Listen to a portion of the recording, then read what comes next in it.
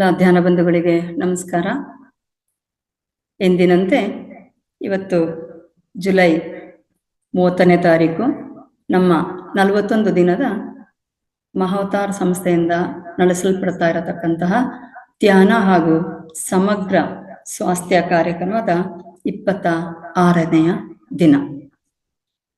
ಮೊದಲಿಗೆ ನಾವು ನಮ್ಮ ಮಹಾವತಾರ್ ಬಾಬಾಜಿಯವರಿಗೆ ನಮನವನ್ನು ಸಲ್ಲಿಸೋಣ. ಹಾಗೇನೆ ಈ ಒಂದು ಧ್ಯಾನ ಹಾಗೂ ಜ್ಞಾನದ ಪರಿಕಲ್ಪನೆಯನ್ನ ವಿಶ್ವಕ್ಕೆ ಸಾರಲು ಅವಕಾಶ ಮಾಡಿಕೊಟ್ಟಿರತಕ್ಕಂಥ ಬ್ರಹ್ಮರ್ಷಿ ಡಾಕ್ಟರ್ ಸುಭಾಷ್ ಪತ್ರಿಜಿಯವರಿಗೆ ನನ್ನ ವಂದನೆಗಳು. ಹಾಗೇನೆ ಈ ಒಂದು ಅದ್ಭುತವಾದ ವೇದಿಕೆಯನ್ನು ಕಲ್ಪಿಸಿಕೊಟ್ಟು ನಮ್ಮ ಎಲ್ಲರ ಆರೋಗ್ಯವನ್ನ ಕಾಪಾಡಿಕೊಳ್ಳಿಕ್ಕೆ ಜೊತೆಗೆ ನಮ್ಮ ಜ್ಞಾನವನ್ನ ಹೆಚ್ಚಿಸಿಕೊಳ್ಳಿಕ್ಕೆ ಒಂದು ಅವಕಾಶವನ್ನ ಮಾಡಿಕೊಟ್ಟಿರತಕ್ಕಂತಹ ಮಹಾವತಾರ ಸಂಸ್ಥೆಯ ಸಂಸ್ಥಾಪಕರು ಆಗಿರತಕ್ಕಂತಹ ರಂಗನಾಥ್ ಸರಿಗೆ ನನ್ನ ವಂದನೆಗಳು. ಹಾಗೆ ಅವರ ಸಿಬ್ಬಂದಿ ವರ್ಗದವರಿಗೂ ಸಹ ನನ್ನ ವಂದನೆಗಳು.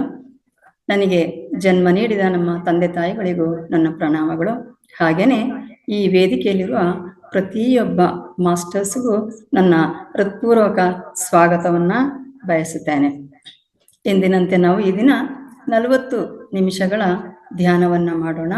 30 ನಿಮಿಷಗಳ ಕಾಲ ಸಂಗೀತ ಧ್ಯಾನ ಹಾಗೂ 10 ನಿಮಿಷಗಳ ಕಾಲ ಧ್ಯಾನವನ್ನ ಮಾಡೋಣ. ತದನಂತರ ನಾವು ಜ್ಞಾನ ಹಂಚಿಕೆಗೆ ಹೋಗೋಣ.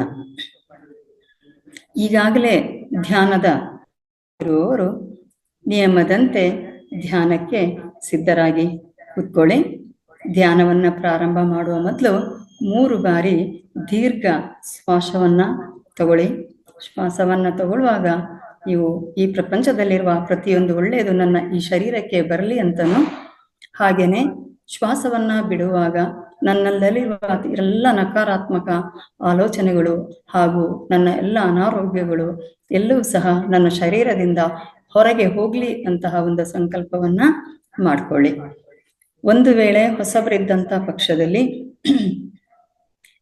ಕುರ್ಚಿ ಅಥವಾ ಸೋಫಾ ಅಥವಾ ಮಂಚದ ಮೇಲೆ ಕಾಲನ್ನ ಕೆಳಗೆ ಇಳಿಬಿಟ್ಟು ಕೂತಿರುವವರು ತಮ್ಮ 2 ಕೈಗಳನ್ನ ಹೀಗೆ ಲಾಕ್ ಮಾಡಿಕೊಂಡು ತಮ್ಮ ಹೊಟ್ಟೆಯ ಕೆಳಗೆ ತೊಡೆಯ ಮೇಲೆ ಇಟ್ಟುಕೊಳ್ಳಿ. ಹಾಗೆ 2 ಕಾಲುಗಳನ್ನ ಹೀಗೆ ರಾಕ್ ಮಾಡ್ಕೊಳ್ಳಿ. ಪ್ರತಿಯೊಬ್ಬರು 1 ಲೋಟ ನೀರನ್ನ ಸೇವಿಸಿ ಇನ್ನೊಂದು ಲೋಟ ನೀರನ್ನ ಪಕ್ಕದಲ್ಲಿ ಇಟ್ಟುಕೊಂಡು ಧ್ಯಾನದ ನಂತರ ಆ ನೀರನ್ನ ಸೇವನೆಯನ್ನ ಮಾಡಿ. ಕನ್ನಡಕ ಧರಿಸಿದಂತ ಪಕ್ಷದಲ್ಲಿ ಕನ್ನಡಕವನ್ನ ಪಕ್ಕದಲ್ಲಿ ಇಟ್ಟುಕೊಳ್ಳಿ. ಒಂದು ವೇಳೆ ನೆಲದ ಮೇಲೆ ಕೂತವರು ಖಾಲಿ ನೆಲದಲ್ಲಿ ಕೂರದೆ ನೆಲದ ಮೇಲೆ ಒಂದು ಮ್ಯಾಟ್ ಅಥವಾ ಒಂದು ಬಟ್ಟೆಯನ್ನು ಹಾಕೊಂಡು ಅದರ ಮೇಲೆ ಕೂತ್ಕೊಂಡು ಅದೇ ಸ್ಥಿತಿಯಲ್ಲಿ ಸುಖಾಸನ ಅಥವಾ ಪದ್ಮಾಸನದಲ್ಲಿ ಕೂತಿದ್ದು ಕೈಯನ್ನು ಲಾಕ್ ಮಾಡಿಕೊಂಡು ತಮ್ಮ ಹೊಟ್ಟೆಯ ಕೆಳಗೆ ತೊಡೆಯ ಮೇಲೆ ಇಟ್ಟುಕೊಳ್ಳಿ. ನಿಮ್ಮ ಸೊಂಟ ನೇರವಾಗಿರಲಿ. ಎಲ್ಲರೂ ಸಹ ಮೃದುವಾಗಿ ತಮ್ಮ ಕಣ್ಣುಗಳನ್ನ ಮುಚ್ಚಿಕೊಳ್ಳಿ. ಶರೀರದಲ್ಲಿ ಯಾವುದೇ ಬಿಗಿತ ಬೇಡ. ಮನಸ್ಸಿನಲ್ಲಿ ಯಾವುದೇ ಗೊಂದಲ ಬೇಡ. ಮನಸ್ಸಿನಲ್ಲಿ ಯಾವುದೇ ಆಲೋಚನೆ ಬೇಡ. ನಾವು ಮಾಡ್ತಾ ಇರತಕ್ಕಂತಹ ಧ್ಯಾನ ಆನ ಪಾನ ಸತಿ ಧ್ಯಾನ. ಆನ ಅಂದರೆ ನಾವು ಒಳಗೆ ತೆಗೆದುಕೊಳ್ಳತಕ್ಕಂತಹ ಶ್ವಾಸ. ಅಪಾನ ಅಂದರೆ ನಾವು ಹೊರಗೆ ಬಿಡತಕ್ಕಂತಹ ಶ್ವಾಸ. ಇದೆ ಎರಡನ್ನು ಗಮನಿಸಿ ನಾವು ಮಾಡುವ ಧ್ಯಾನವೇ ಆನ ಪಾನ ಸತಿ ಧ್ಯಾನ. ಎಲ್ಲರ ಗಮನ ನಾವು ಆಡತಕ್ಕಂಥ ಉಸಿರಿನ ಮೇಲೆ ಇರಲಿ. ಯಾವುದೇ ಆಲೋಚನೆ, ಯಾವುದೇ ಜಪ ತಪ, ಯಾವುದೇ ಚಿಂತೆ, ದ್ವಂದ್ವ, ಗೊಂದಲ ಬೇಡ. ಎಲ್ಲರ ಮುಖದಲ್ಲಿ ಹಸನ್ಮುಖ, ನಗುಮುಖ ಇರಲಿ. ಯಾರೂ ಸಹ ಸಾಮಾನ್ಯವಾಗಿ ಆಲೋಚನೆ ಬರತಕ್ಕಂಥದ್ದು ಸಹಜ. ಆದರೆ ಈ ಆಲೋಚನೆಗೆ ಒಂದು ಧನ್ಯವಾದವನ್ನು ಹೇಳಿ ತಾವು ತಮ್ಮ ಉಸಿರನ್ನೇ ಗಮನಿಸಿ ಧ್ಯಾನದಲ್ಲಿ ಉಸಿರಿದ್ದರೆ ಶಿವ, ಉಸಿರಿಲ್ಲ ಅಂದರೆ ಶವ. ಆದ್ದರಿಂದ ನಮ್ಮ ಎಲ್ಲ ಗಮನ ನಮ್ಮ ಉಸಿರಿನ ಮೇಲೆ ಇರಲಿ. ಮೂಗಿನಿಂದ ಉಸಿರಾಡುವಾಗ ಆ ಉಸಿರನ್ನ ಗಮನಿಸುವುದೇ ನಮ್ಮ ಧ್ಯಾನದ ಉದ್ದೇಶ. ಎಲ್ಲರೂ ಧ್ಯಾನಸ್ಥರಾಗೋಣ. LoadView offers no-code scripting to easily navigate your website. This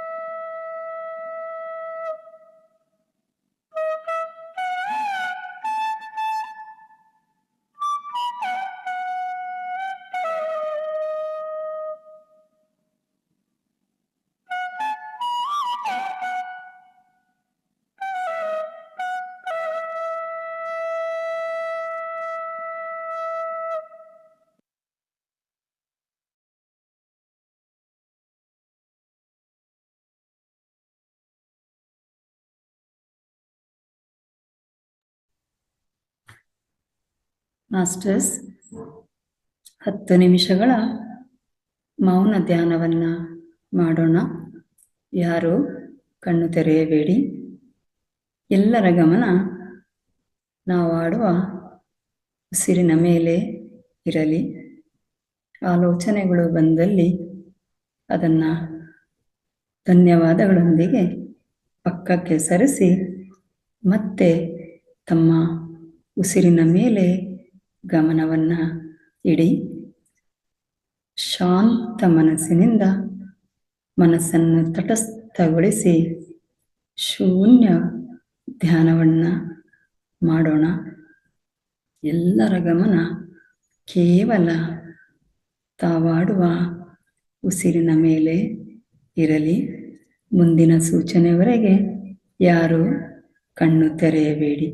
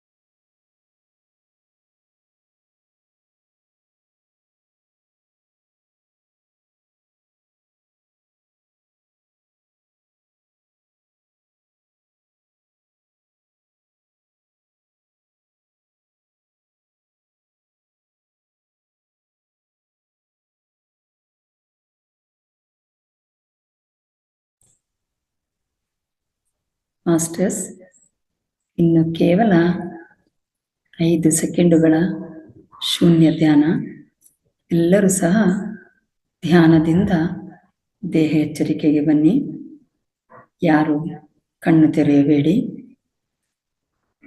ಎಲ್ಲರೂ ಸಹ ಧ್ಯಾನದಿಂದ ದೇಹ ಎಚ್ಚರಿಕೆಗೆ ಬನ್ನಿ. 1 2 3 4 5. ಎಲ್ಲರೂ ಸಹ ತಮ್ಮ 2 ಕೈಗಳನ್ನು ಬಿಡಿಸಿಕೊಂಡು ತಮ್ಮ 2 ಕಣ್ಣುಗಳ ಮೇಲೆ 5 ಸೆಕೆಂಡುಗಳ ಕಾಲ ಇಟ್ಟುಕೊಳ್ಳಿ. 1 2 3 4 5. ನಿಧಾನವಾಗಿ ತಮ್ಮ 2 ಕೈಗಳ ಹಸ್ತವನ್ನು ನೋಡುತ್ತಾ 2 ಕಣ್ಣುಗಳನ್ನು ನಿಧಾನವಾಗಿ ತೆರೆಯಿರಿ.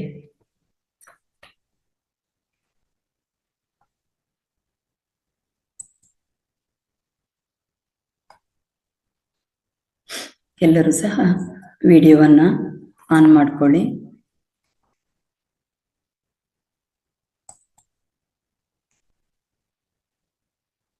ಅದ್ಭುತವಾದ ಧ್ಯಾನವನ್ನು ಮಾಡಿದ ಎಲ್ಲರಿಗೂ ಸಹ ಧನ್ಯವಾದಗಳು. ಹಾಗೆಯೇ ಈ ಧ್ಯಾನಕ್ಕೆ ಸಹಕರಿಸಿದ ಪ್ರಕೃತಿ ಮಾತೆಗೂ ಧನ್ಯವಾದಗಳು. ಹಾಗೆಯೇ ಈ ಧ್ಯಾನಕ್ಕೆ ಸಹಕರಿಸಿದ ನಮ್ಮ ದೇಹಕ್ಕೆ ಚಪ್ಪಾಳೆಯೊಂದಿಗೆ ಧನ್ಯವಾದವನ್ನು ಸಲ್ಲಿಸೋಣ.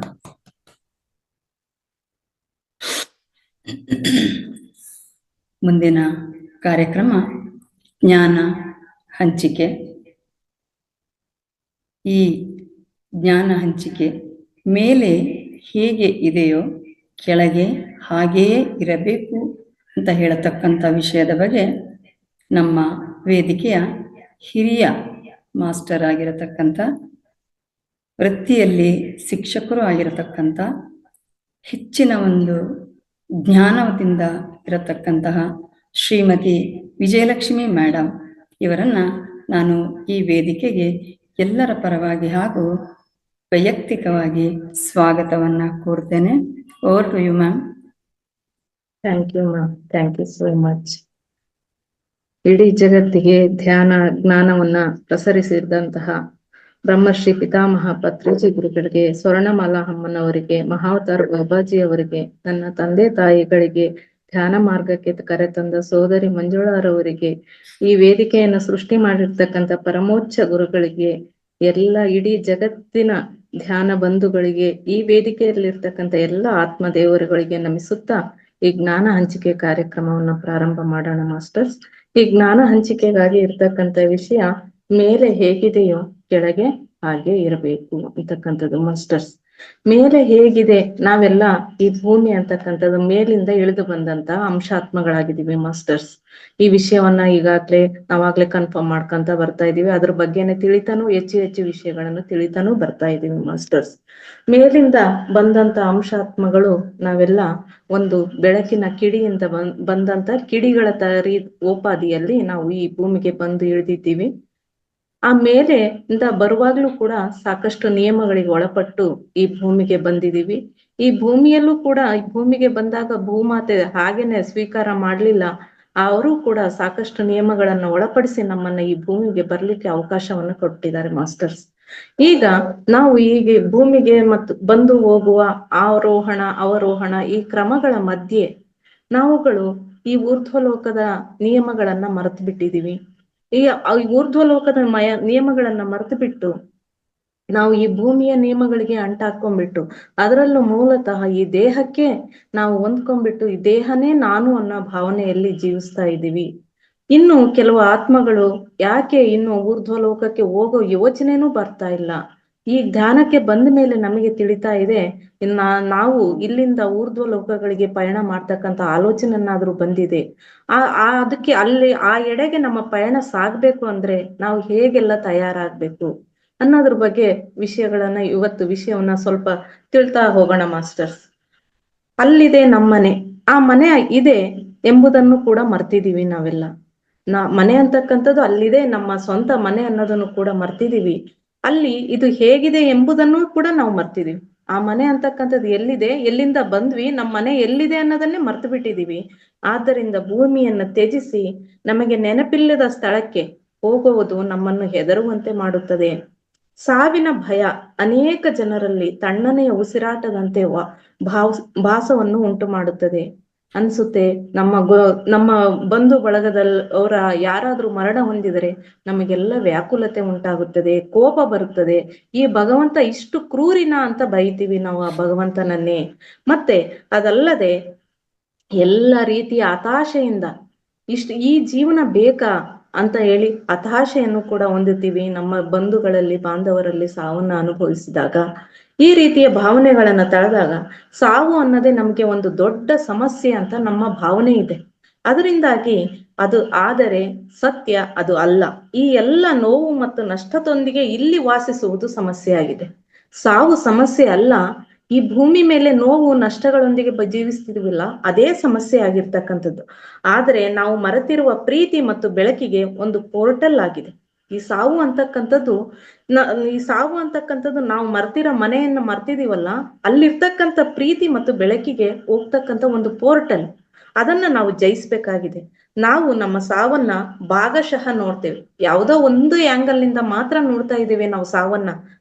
ಏಕೆಂದರೆ ನಾವು ಇತರ ಕಡೆಯಿಂದ ಬರುವ ಬೆಂಬಲ ಮತ್ತು ಪ್ರೀತಿಯ ಧ್ವನಿಗಳಿಗೆ ಗಮನ ಕೊಡುವುದಿಲ್ಲ.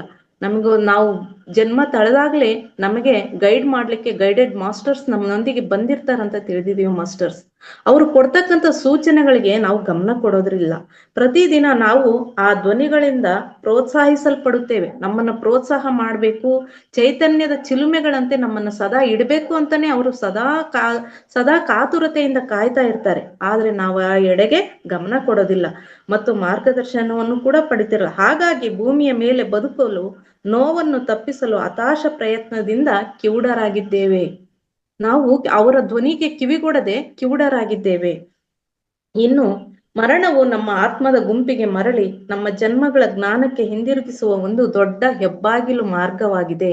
ಈ ಸಾವು ಅಥವಾ ಮರಣ ಅಂತಕ್ಕಂಥದ್ದು ನಮ್ಮನ್ನ ಮರಳಿ ನಮ್ಮ ಜನ್ಮಗಳ ಜ್ಞಾನಕ್ಕೆ ಹಿಂದಿರಿಸ್ತಕ್ಕಂಥ ಒಂದು ದೊಡ್ಡ ಹೆಬ್ಬಾಗಿಲ ಮಾರ್ಗವಾಗಿದೆ. ಸಂಪೂರ್ಣತೆಯ ಪ್ರಜ್ಞೆಯನ್ನು ಪ್ರೀತಿಯಿಂದ, ಜ್ಞಾನದಿಂದ, ಸಂಪರ್ಕದಿಂದ ಆ ಹೆಬ್ಬಾಗಿಲು ಅಂತಕ್ಕಂಥದ್ದು ನಮ್ಗೆ ಏನನ್ನು ತೋರಿಸ್ತದೆ ಅಂತ ಅಂದ್ರೆ ಮಾಸ್ಟರ್ಸ್, ನಮಗೆ ಸಂಪೂರ್ಣತೆಯ ಪ್ರಜ್ಞೆಯನ್ನ ಪ್ರೀತಿಯಿಂದ, ಜ್ಞಾನದಿಂದ, ಸಂಪರ್ಕದಿಂದ ನಮಗೆ ಸೂಚಿಸುತ್ತೆ. ಭೂಮಿಯ ಮೇಲೆ ಮರಣಾನಂತರ ಜೀವನದಲ್ಲಿ ಅತ್ಯಂತ ಸಮಸ್ಯಾತ್ಮಕವಾಗುವುದು ಏನೆಂದರೆ ಭಯ. ನಮ್ಗೆ ಮುಖ್ಯವಾಗಿ ಇರ್ತಕ್ಕಂಥದ್ದು ಭಯ. ಏನಪ್ಪ ನಾನ್ ಸತ್ ಮೇಲೆ ಏನು ಅಂತಕ್ಕಂಥ ಭಯ ಜೀವಂತವಾಗಿ ಇರುವಾಗ್ಲೇ ಅನುಭವಿಸ್ತೀವಿ. ಅಕಸ್ಮಾತ್ ಆಗಿ ನಡೆದ ಘಟನೆಯಿಂದ ಸಾವು ಸಂಭವಿಸಿದಾಗ ಹೀಗಾಯ್ತಲ್ಲ ಮುಂದೇನು ಅನ್ನೋ ಭಯ. ಇದು ಪರಸ್ಪರ ಆತ್ಮಗಳನ್ನು ಬೇರ್ಪಡಿಸುವಲ್ಲಿ ಪ್ರಮುಖ ಪಾತ್ರವನ್ನು ವಹಿಸುತ್ತದೆ. ಈ ಸಾವು ಅಂತಕ್ಕಂಥದ್ದು ಈ ಆತ್ಮಗಳನ್ನ ಬೇರ್ಪಡ್ಲಿಕ್ಕೆ ಪ್ರಮುಖವಾದ ಪಾತ್ರವನ್ನು ವಹಿಸುತ್ತದೆ. ಭೂಮಿಯ ಮೇಲೆ ಭಯ ಅಂತಕ್ಕಂಥದ್ದು ವಿಭಜನೆ ಮಾಡ್ತಾ ಹೋಗ್ತದೆ. ಅದು ಅವರಿಗೆ ವಿರುದ್ಧವಾದಂತ ಕ್ರಿಯೆ. ಭಯ ಅಂತಕ್ಕಂಥದ್ದು ಇರಬಾರ್ದು ಅಂತ ಹೇಳ್ತಿದ್ದಾರೆ ಮಾಸ್ಟರ್ಸ್.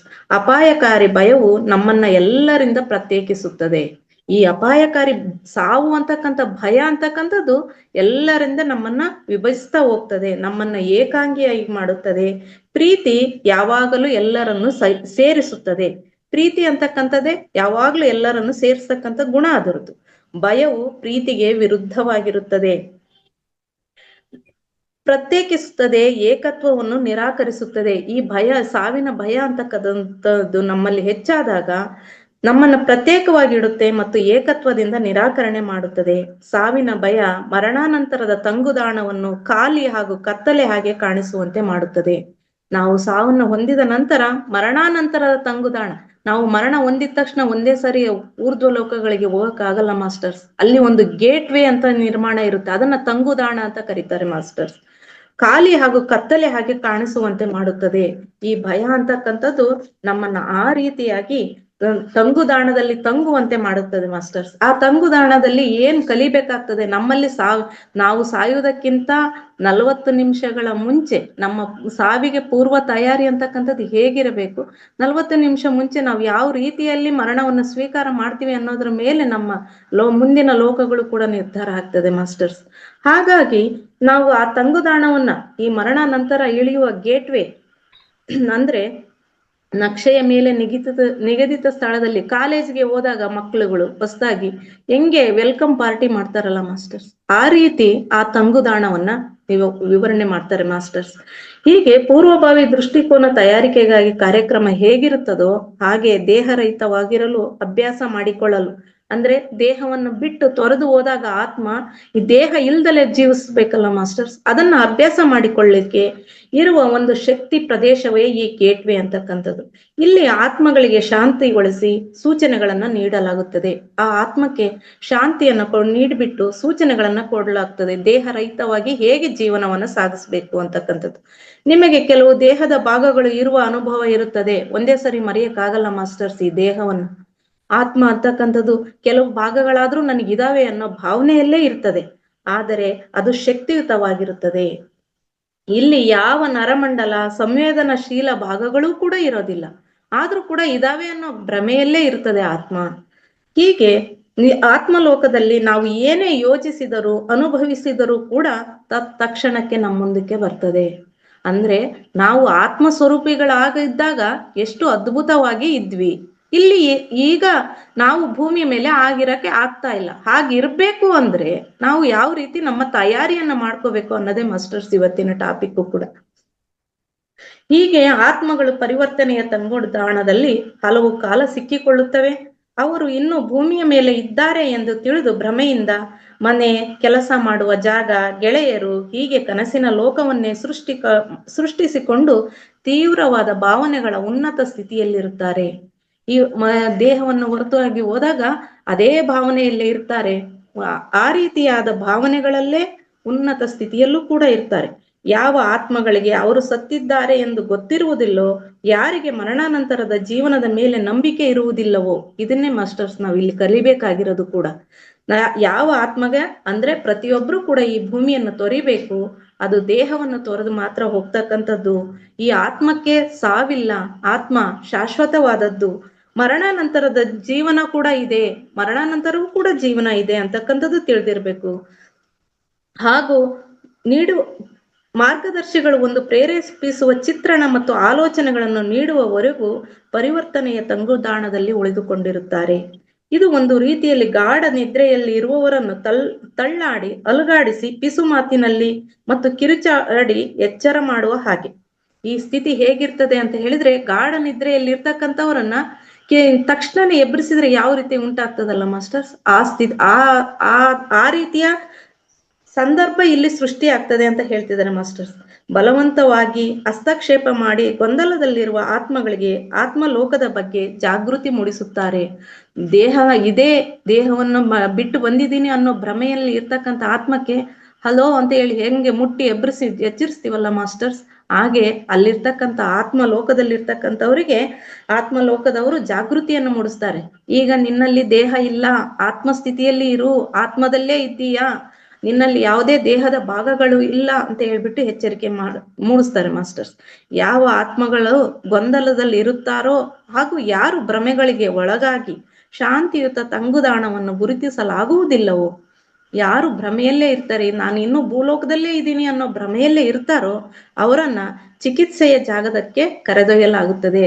ಇವರಿನ್ನೂ ಭ್ರಮೆ ಬಿಟ್ಟಿಲ್ಲ, ಭ್ರಮ ನಿರಸರಾಗಿದ್ದಾರೆ ಅಂತ ಭಾವಿಸಿ ಇವರನ್ನ ಚಿಕಿತ್ಸಕ ಕೊಠಡಿಗೆ ಕರೆದೊಯ್ಯಲಾಗುತ್ತದೆ. ಅಲ್ಲಿ ಅವರಿಗೆ ಪ್ರಭಾವಿ ತಂತ್ರದೊಂದಿಗೆ ಚಿಕಿತ್ಸೆ ಕೊಡಲಾಗುತ್ತದೆ. ಅಲ್ಲಿ ಅವರಿಗೆ ವಿಶೇಷವಾದ ಪ್ರಭಾವಿ ತಂತ್ರಜ್ಞಾನದ ಮುಖಾಂತರ ಚಿಕಿತ್ಸೆ ಕೊಡಲಾಗುತ್ತದೆ. ಯಾವ ಆತ್ಮಗಳು ತಮ್ಮ ಗತ ಜನ್ಮದ ಅನುಭವಗಳಿಂದ ಭಾವನೆಗಳಿಂದ ಅತಿ ಹೆಚ್ಚು ಹಾನಿಗೆ ಒಳಗಾಗಿರುತ್ತಾರೋ ಅವರನ್ನು ಚಿಕಿತ್ಸಾ ಸ್ಥಳದಲ್ಲಿ ಬರಮಾಡಿಕೊಳ್ಳುತ್ತಾರೆ. ಆ ಚಿಕಿತ್ಸಾ ಸ್ಥಳದಲ್ಲಿ ಉತ್ತಮವಾದ ವೈದ್ಯರು ಇರ್ತಾರೆ, ಅವರು ಇವರನ್ನ ಬರಮಾಡಿಕೊಳ್ತಾರೆ. ಆ ಆತ್ಮಗಳಿಗೆ ತೀವ್ರವಾದ ನಿಗದ ಅವಶ್ಯಕತೆ ಇದೆ. ಇಲ್ಲಿ ಹೆಂಗೆ ನಾವು ಭೂಲೋಕದಲ್ಲಿ ಭಾವಿಸ್ತೀವಲ್ಲ ಮಾಸ್ಟರ್ಸ್, ICU ಅಲ್ಲಿ ಇಡೋದು ಅಂತ ಹೇಳ್ಬಿಟ್ಟು, ಆ ಸ್ಥಿತಿ ಊರ್ಧ್ವ ಲೋಕದಲ್ಲಿ ನಮ್ಗಿಂತ ಮೊದಲೇ ಅಲ್ಲಿ ಜ್ಞಾನ ಅಲ್ಲಿದೆ ಮಾಸ್ಟರ್ಸ್. ಆ ರೀತಿಯಾಗಿ ಆತ್ಮಕ್ಕೂ ಕೂಡ ಅಲ್ಲಿ ICU ಒಳಗೆ ಚಿಕಿತ್ಸೆಗಿಟ್ಟಂಗೆ ಇಟ್ಟುಬಿಟ್ಟು ಭ್ರಮೆಯಲ್ಲಿ ಕಳೆದುಕೊಂಡಿರುವ ಮರೆತು ಹೋಗಿರುವ ಶಕ್ತಿಗಳು ನೆನಪುಗಳನ್ನು ಮರುಕಳಿಸುವುದಕ್ಕಾಗಿ ಅವರ ಆತ್ಮ ಕುಟುಂಬಗಳ ನಡುವಿನ ಬಾಂಧವ್ಯವನ್ನು ಮತ್ತು ಪ್ರತಿ ಜನ್ಮದ ಮರಣಾನಂತರದ ಜೀವನವನ್ನು, ನಾವೇನ್ ಹೇಳ್ತೀವಲ್ಲ ಮಾಸ್ಟರ್ಸ್, ಡ್ರಿಪ್ ಮುಖಾಂತರ ಡ್ರಿಪ್ ಆಗ್ತಾರಲ್ಲ ಮಾಸ್ಟರ್ಸ್, ಆ ರೀತಿ IV ನೀಡುವ ಹಾಗೆ ನೀಡಲಾಗುತ್ತದೆ. ಅಲ್ಲಿ ಚಿಕಿತ್ಸೆಯನ್ನ ಈ ರೀತಿಯಾಗಿ ನೀಡ್ತಾರಂತೆ ಮಾಸ್ಟರ್ಸ್ ಆ ಆತ್ಮಕ್ಕೆ. ಹೀಗೆ ಪ್ರೀತಿಯ ಕಂಪನಗಳು, ಆ ಜಾಗದಲ್ಲಿ ವಿಶಿಷ್ಟವಾದ ಪ್ರೀತಿಯ ಕಂಪನಗಳು ನಮ್ಮನ್ನು ಸುತ್ತುವರಿಯಲ್ಪಡುತ್ತದೆ. ಹಾಗೂ ಭೂಮಿಯ ಮೇಲಿನ ಅನುಭವಕ್ಕಿಂತ ಅತೀತವಾದ ಅನುಭವವನ್ನು ಹೊಂದುತ್ತೆ ಆತ್ಮ. ಏಕತ್ವದಲ್ಲಿ ಪೂರ್ಣವಾಗಿ ತಿಳಿದುಕೊಂಡು ಪಾಲನೆ ಮಾಡಬೇಕು. ಈ ಪ್ರೀತಿ ಅಂತಕ್ಕಂಥದ್ದನ್ನು ಗಳಿಸಿದ ಮೇಲೆ ಏಕತ್ವದಲ್ಲಿ ಸಂಪೂರ್ಣವಾಗಿ ತಿಳಿದುಕೊಂಡು ಪಾಲನೆ ಮಾಡಬೇಕು. ಹಾಗೂ ಯಾವಾಗ ಕಂಪನಗಳು ನಮ್ಮನ್ನು ಸ್ಪರ್ಶಿಸುತ್ತವೋ ನಾವು ಎಚ್ಚರಗೊಂಡು ಪ್ರೀತಿಯ ಇರುವಿಕೆಯನ್ನು ನಮ್ಮನ್ನ ಅನುಭವಕ್ಕೆ ತಂದುಕೊಳ್ಳಬೇಕಾಗುತ್ತದೆ. ಇಲ್ಲವಾದರೆ ನೀವು ಅದನ್ನು ಕಳೆದುಕೊಂಡರೆ ಆತ್ಮಲೋಕದಲ್ಲಿ ಕಿವುಡರಾಗಬೇಕಾಗುತ್ತದೆ. ನಾವು ಆ ಪ್ರೀತಿಯ ಕಂಪನಕ್ಕೆ ಸ್ಪಂದನೆ ಆಗದೆ ಹೋದ್ರೆ ನಾವೇನ್ ಆಗ್ಬೇಕಂತ ಅಂದ್ರೆ ಮಾಸ್ಟರ್ಸ್, ಆ ಆತ್ಮಲೋಕದಲ್ಲಿ ಕಿವುಡರಂತೆ ಜೀವಿಸಬೇಕಾಗುತ್ತದೆ. ಸಂದೇಶಗಳು ಮತ್ತು ಸಂವಹನ ಕ್ರಿಯೆಯಲ್ಲಿ ದೊರೆಯುತ್ತದೆ. ಅಲ್ಲಿ ಸಿಗ್ತಕ್ಕಂಥ ಸಂದೇಶಗಳೆಲ್ಲನೂ ಕೂಡ ಸಂವಹನ ಕ್ರಿಯೆಯಲ್ಲಿ ದೊರೀತಾ ಹೋಗ್ತದೆ. ಮಾರ್ಗದರ್ಶಿಗಳು ಟೆಲಿಪತಿ ಸಂದೇಶಗಳು ಕಂಪನಗಳ ಮುಖಾಂತರ ಪ್ರಸರಿಸುತ್ತದೆ. ನಮಗೆಲ್ಲರಲ್ಲೂ ಅಲ್ಲಿ ಸಿಗ್ತಕ್ಕಂಥ ಸಂದೇಶಗಳು ಕಂಪನ ಮುಖಾಂತರ ಹಾಗೂ ಟೆಲಿಪತಿ ಮುಖಾಂತರ ಆ ಸಂದೇಶಗಳು ನಮಗೆ ದೊರೀತಾ ಹೋಗ್ತದೆ. ಭೂಮಿಯ ಮೇಲಿನ ಗಾಳಿಯು ಆತ್ಮಲೋಕದ ಪ್ರೀತಿಯಂತೆಯೇ ಕೆಲಸ ಮಾಡುತ್ತದೆ. ಈ ಭೂಮಿ ಮೇಲೆ ಇರುವಾಗ್ಲೇ ಗಾಳಿ ಅಂತಕ್ಕಂಥದ್ದು ಆತ್ಮಲೋಕದಂತೆಯೇ ಕೆಲಸ ಮಾಡ್ತಾ ಹೋಗ್ತದೆ. ಅದು ನಮ್ಮನ್ನು ಸುತ್ತುವರಿಯಲ್ಪಟ್ಟಿರುತ್ತದೆ. ಈಗ ಜೀವಂತವಿರುವಾಗ ಗಾಳಿ ಅಂತಕ್ಕಂಥದ್ದು ನಮ್ಮನ್ನು ಸುತ್ತು ಎಲ್ಲಾ ಕಡೆನೂ ಇದೆ. ಗಾಳಿ ಇಲ್ಲದ ಪ್ರದೇಶವೇ ಇಲ್ವಲ್ಲ ಮಾಸ್ಟರ್ಸ್. ಅದೇ ರೀತಿ ಆ ಗಾಳಿಯಲ್ಲಿ ಪ್ರೀತಿಯ ಕಂಪನಗಳು ಇರ್ಬೇಕು. ಅದು ಆಧ್ಯಾತ್ಮಿಕ ಜೀವನದ ಮೂಲವಾಗಿದೆ. ಹಾಗೂ ಪ್ರೀತಿಯ ಮೂಲಕ ಸಂವಹನವನ್ನು ಕೂಡ ನಡೆಸುತ್ತೇವೆ. ನಾವು ಎಚ್ಚರ ಸ್ಥಿತಿಯಲ್ಲಿದ್ದಾಗ ಆ ಗಾಳಿ ಮುಖಾಂತರ ಬರ್ತಕ್ಕಂಥ ಸಂದೇಶಗಳನ್ನು ಸ್ವೀಕಾರ ಮಾಡ್ತಕ್ಕಂಥ ಸ್ಥಿತಿ ನಮ್ಮಲ್ಲಿ ಬರ್ಬೇಕು. ಹಾಗಾಗಿ ಮರಣಾನಂತರ ಜೀವನಕ್ಕೆ ಬರುವ ಆತ್ಮಗಳಿಗೆ ಕೇಳಿಸಿಕೊಳ್ಳುವುದೇ ಮೊಟ್ಟ ಮೊದಲ ಕೆಲಸವಾಗಿರುತ್ತದೆ. ಮರಣಾನಂತರ ಜೀವನಕ್ಕೆ ಬರುವ ಆತ್ಮಗಳಿಗೆ ಕೇಳಿಸಿಕೊಳ್ಳುವುದೇ ಮೊಟ್ಟ ಮೊದಲ ಕೆಲಸ. ಆದುದರಿಂದ ಯಾವ ಆತ್ಮವು ದ್ವೇಷ ಮತ್ತು ಅಸೂಯೆಯಿಂದ ಕೂಡಿರುತ್ತದೋ ಅಲ್ಲಿ ಕಿವುಡಾಗಿರುತ್ತದೆ. ನಾವು ಈ ಭೂಮಿ ಮೇಲೆ ದ್ವೇಷ ಮತ್ತು ಅಸೂಯೆಯಿಂದ ಕೂಡಿದ್ದೇ ಆದ್ರೆ ಆತ್ಮಸ್ಥಿತಿಯಲ್ಲಿದ್ದಾಗ ನಾವು ಅಲ್ಲಿ ಸಂದೇಶಕರು ಕೊಡ್ತಕ್ಕಂಥ ಸಂದೇಶಗಳನ್ನು ಕೇಳಲಾರದಂತ ಕಿವುಡರಾಗಬೇಕಾಗುತ್ತದೆ. ಹಾಗೂ ಚಿಕಿತ್ಸಾ ಸ್ಥಳಕ್ಕೆ ಹೋಗಬೇಕಾಗುತ್ತದೆ. ನಾವು ನಿಯಂತ್ರಿಸಲಾಗದ ಕ್ರೌರ್ಯ ಚಿತ್ರಣದ ಭ್ರಮೆಯಲ್ಲಿದ್ದರೆ ನಾವು ನಮ್ಮ ಗಮನವನ್ನು ಪ್ರೀತಿಯ ಅನುಭವದ ಕಡೆ, ಅಂದರೆ ಬೆಳಕು, ಶಬ್ದ, ಸ್ಪರ್ಶದ ಕಡೆಗೆ ತಿರುಗಿಸುತ್ತೇವೆ.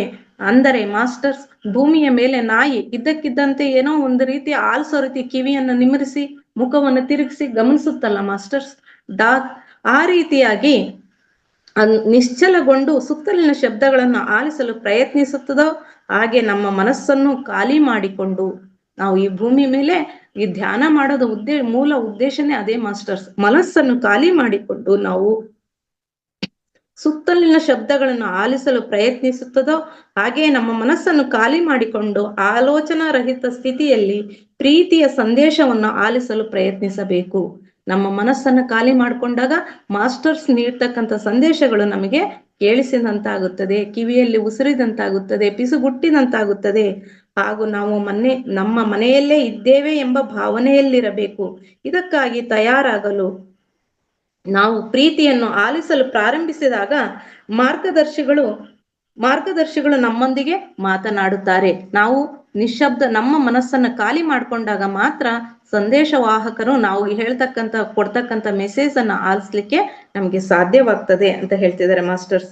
ಭೂಮಿಯ ಹಾಗೆ ಧ್ಯಾನದಲ್ಲಿ ಗಮನ ಕೊಡಲು ಇಲ್ಲಿ ಗಾಳಿ ಅಥವಾ ಉಸಿರು ಇರುವುದಿಲ್ಲ. ಇದೇ ಮುಖ್ಯ ಉದ್ದೇಶ ಮಾಸ್ಟರ್ಸ್. ಉಸಿರಿನ ಮೇಲೆ ಗಮನ ಅಂತಕ್ಕಂಥದ್ದು ಭೂಮಿ ಮೇಲೆ ವಾಸಿಸುವಾಗಲೇ ಹೆಚ್ಚು ಸಾಧನೆ ಮಾಡ್ಬೇಕಂದ್ರೆ ಧ್ಯಾನ ಮಾಡ್ಬೇಕು. ಹಾಗಾಗಿ ಸಜ್ಜನ ಸಾಂಗತ್ಯ ಮಾಡ್ಬೇಕು, ಪುಸ್ತಕಗಳನ್ನು ಹೆಚ್ಚು ಹೆಚ್ಚು ಓದ್ತಾ ಹೋಗ್ಬೇಕು. ಯಾಕಂದ್ರೆ ಇಲ್ಲಿ ಗಾಳಿ ಇದೆ, ಆದ್ರೆ ಆತ್ಮಲೋಕದಲ್ಲಿ ಅದು ಇರುವುದಿಲ್ಲ. ಹಾಗಾಗಿ ನಾವು ಇಲ್ಲಿ ಗಮನವನ್ನು ಮಾರ್ಗದರ್ಶಿಗಳ ಅಥವಾ ಪ್ರೀತಿ ಪಾತ್ರ ಸಂದೇಶದ ಮೇಲೆ ಇಡಬೇಕಾಗುತ್ತದೆ. ಹಾಗೂ ಏಕತ್ವದಲ್ಲಿ ಇರುವಿಕೆಯ ಅನುಭವದ ಮೇಲೆಯೂ ಗಮನ ಹರಿಸಬೇಕಾಗುತ್ತದೆ. ಏಕತ್ವದಲ್ಲಿ ಅಂದ್ರೆ ನಾವು ಮನಸ್ಸನ್ನ ಶೂನ್ಯ ಮಾಡ್ಕೊಂಡಾಗ ನಾವು ಏಕತ್ವದಲ್ಲಿ ಸೇರ್ತೀವಲ್ಲ ಮಾಸ್ಟರ್ಸ್, ಆ ರೀತಿಯಾಗಿ ಅನುಭವದ ಮೇಲೇನೂ ಕೂಡ ಗಮನ ಹರಿಸಬೇಕಾಗುತ್ತದೆ. ಉಸಿರಿನ ಮೇಲೆ, ಯಾರು ಭೂಮಿಯ ಮೇಲೆ ಉಸಿರಿನ ಮೇಲೆ ಗಮನ ಹರಿಸುತ್ತೇವೋ ಅವರು ಅಲ್ಲಿ ಸ್ವಚ್ಛಂದವಾಗಿ ಮಾಸ್ಟರ್ಸ್ ಕೊಡ್ತಕ್ಕಂಥ ಸಂದೇಶಗಳನ್ನು ಆಲಿಸ್ಲಿಕ್ಕೆ ಸಾಧ್ಯತೆ ಇದೆ ಅಂತ ಹೇಳ್ತಿದ್ದಾರೆ ಮಾಸ್ಟರ್ಸ್.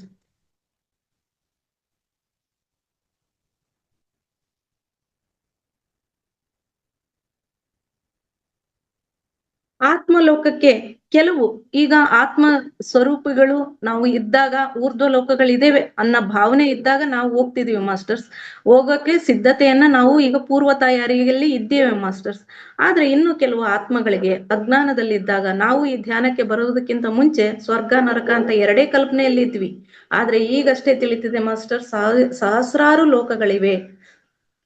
ಆ ಎಲ್ಲ ಲೋಕಗಳಿಗೂ ಕೂಡ ಹೋಗ್ಲಿಕ್ಕೆ ನಾವು ಈ ಭೂಮಿ ಮೇಲೆ ಇದ್ದಾಗಲೇ ಸಿದ್ಧತೆಯನ್ನ ಮಾಡ್ಕೊಳ್ಬೇಕು. ಹಲವು ಆತ್ಮಗಳಿಗೆ ಮರಣಾನಂತರದ ಜೀವನದಲ್ಲಿ ಮೊದಲ ಬಾರಿಗೆ ಆತ್ಮಲೋಕಕ್ಕೆ ಪ್ರವೇಶವೇ ಸಿಗುವುದಿಲ್ಲ. ಆತ್ಮಲೋಕಕ್ಕೆ ಹೇಳಿದ್ವಲ್ಲ ಮಾಸ್ಟರ್ಸ್, ಗೇಟ್ವೇ ಇರುತ್ತೆ, ಅದರಲ್ಲಿ ಪಾಸ್ ಆದ್ರೆ ಮಾತ್ರ ನಾವು ಆತ್ಮಲೋಕಕ್ಕೆ ಹೋಗ್ಲಿಕ್ಕೆ ಸಾಧ್ಯತೆ ಇದೆ. ಇನ್ನು ಸ್ವಲ್ಪ ಕಾಲ ಗೊಂದಲ ಆಗೋ ಅನಿಶ್ಚಿತತೆಯ ಸ್ಥಿತಿಯಲ್ಲಿ ಇರುತ್ತಾರೆ. ಅವರು ದೇಹದಾರಿಗಳ ಬಗ್ಗೆನೇ ಆಲೋಚನೆ ಮಾಡಿದಾಗ ಅವರು ಆತ್ಮಲೋಕವನ್ನ ಪ್ರವೇಶನೂ ಕೂಡ ಮಾಡಕ್ಕಾಗಲ್ಲ ಮಾಸ್ಟರ್ಸ್.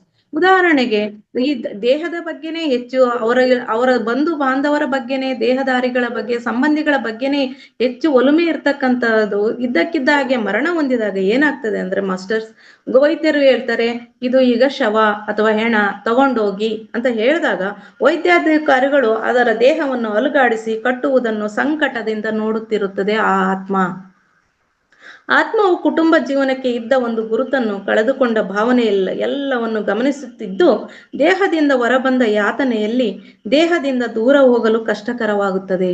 ಅದು ದೇಹದಿಂದ ಹೊರ ಹೋಗ್ಬಿಟ್ಟಿದೆ, ಆದ್ರೆ ಮತ್ತೆ ದೇಹವನ್ನು ಸೇರ್ಲಿಕ್ಕೆ ಪ್ರಯತ್ನ ಪಡ್ತದೆ. ಯಾವುದೇ ಕಾರಣಕ್ಕೂ ಆ ಕುಟುಂಬವನ್ನು ಬಿಟ್ಟು ಕೂಡ ದೂರ ಹೋಗ್ಲಿಕ್ಕೆ ಸಾಧ್ಯತೆ ಇರದೇ ಇಲ್ಲ ಅಂತ ಹೇಳ್ತಿದ್ದಾರೆ ಮಾಸ್ಟರ್ಸ್, ಅಜ್ಞಾನದಲ್ಲಿ ಇರ್ತಕ್ಕಂಥ ಆತ್ಮ. ಅದಕ್ಕೋಸ್ಕರ ನಾವು ಜ್ಞಾನವನ್ನು ಹೆಚ್ಚು ಹೆಚ್ಚು ಪಡಿತಾ ಹೋಗ್ಬೇಕು. ಸಾವು ಅಂತಕ್ಕಂಥದ್ದು ಬಂದಾಗ ಮಂದಹಾಸವಿರ್ಬೇಕು ಅನ್ನೋ ರೀತಿಯಲ್ಲಿ ನಾವು ಸಿದ್ಧರಾಗ್ಬೇಕು ಅಂತ ಹೇಳ್ತಿದ್ದಾರೆ ಮಾಸ್ಟರ್ಸ್. ದೇಹ ತಣ್ಣಗಾಗುತ್ತದಂತೆ ಆತ್ಮಕ್ಕೆ ಮತ್ತೆ ದೇಹ ಸೇರಿ ಜೀವಂತವಾಗಲು ಸಾಧ್ಯವಾಗುವುದಿಲ್ಲ. ಹಾಗೂ ಆತ್ಮವು ದೇಹಕ್ಕೆ ಅಂಟಿಕೊಂಡಿರುವುದು ಮುಂದುವರಿಯುತ್ತಿದೆ, ಆದ್ರೆ ಹೊರ ಹೋಗ್ಬಿಟ್ಟಿದೆ. ಅದಕ್ಕೆ ಪುನಃ ದೇಹ ಸೇರ್ಲಿಕ್ಕೆ ಸಾಧ್ಯ ಇಲ್ಲ, ಆದ್ರೆ ಪುನಃ ದೇಹ ಸೇರ್ಬೇಕು ಅನ್ನೋ ಅಪಾಪಿಯಲ್ಲಿ ಆ ಆತ್ಮ ಇರ್ತದೆ ಮಾಸ್ಟರ್ಸ್. ಹಾಗೇನೆ ಸಾಮಾನ್ಯವಾಗಿ ಆತ್ಮಗಳು ಇಂಥ ಸಂದರ್ಭದಲ್ಲಿ ನಡೆಯುವ ನಾಟಕವನ್ನು ನೋಡಲು ಆಕರ್ಷಿತರಾಗುತ್ತಾರೆ.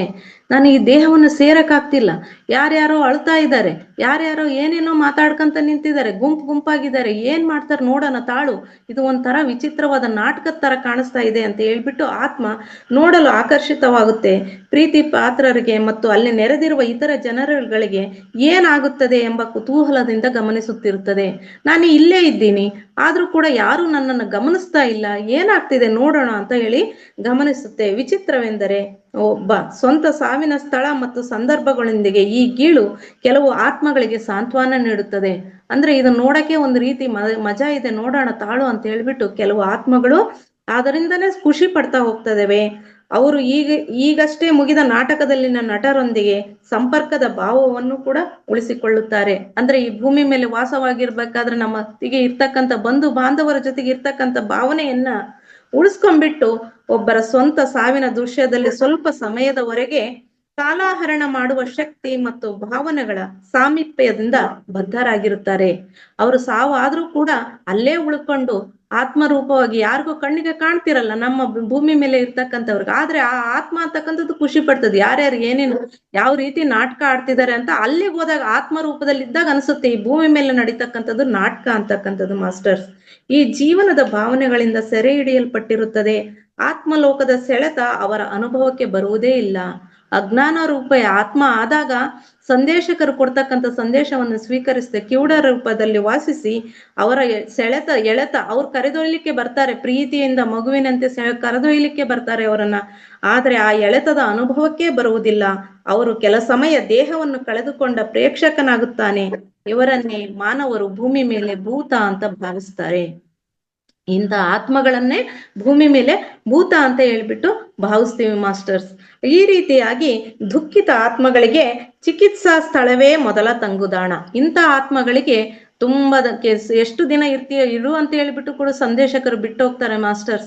ದಿವಸ ಆಗುತ್ತೆ, ತಿಥಿ ಆಗುತ್ತೆ, ತಿಂಗಳುಗಟ್ಲೆ ಆಗುತ್ತೆ, ಕೆಲವೊಂದು ಆತ್ಮಗಳು ವರ್ಷಗಟ್ಲೆ ಆದ್ರೂ ಕೂಡ ಆ ಆತ್ಮಗಳ ತಂಗುದಾಣಕ್ಕೆ ಹೋಗ್ಲಿಕ್ಕೆ ಅವರಿಗೆ ಅಜ್ಞಾನದಲ್ಲಿ ಇರೋದ್ರಿಂದ ಅಲ್ಲಿ ಕತ್ತಲೆ ಕೂಪದಲ್ಲಿ ಜೀವನ ಮಾಡ್ಬೇಕಾಗ್ತದೆ ಮಾಸ್ಟರ್ಸ್. ಎಷ್ಟು ದಿನ ಅಂತ ಇದನ್ನೇ ನೋಡಲಿಕ್ಕೆ ಆಗಲ್ಲ ಮಾಸ್ಟರ್ಸ್. ಅವಾಗ ಎಷ್ಟೋ ದಿನ ಹೇಳ್ತಾರೆ ಮಾಸ್ಟರ್ಸ್, ಇದೇ ಪತ್ರಿಜಿ ಗುರುಗಳೇ ಹೇಳ್ತಿದ್ದಾರೆ, ಊರ್ ಹೊರಗಿನ ಹುಣಸೆ ಮರದಲ್ಲಿ ನೇತಾಡ್ತಿರ್ತವೆ ಇಂಥ ಆತ್ಮಗಳು, ಎಷ್ಟೋ ಪ್ರೇತಾತ್ಮಗಳಾಗಿ.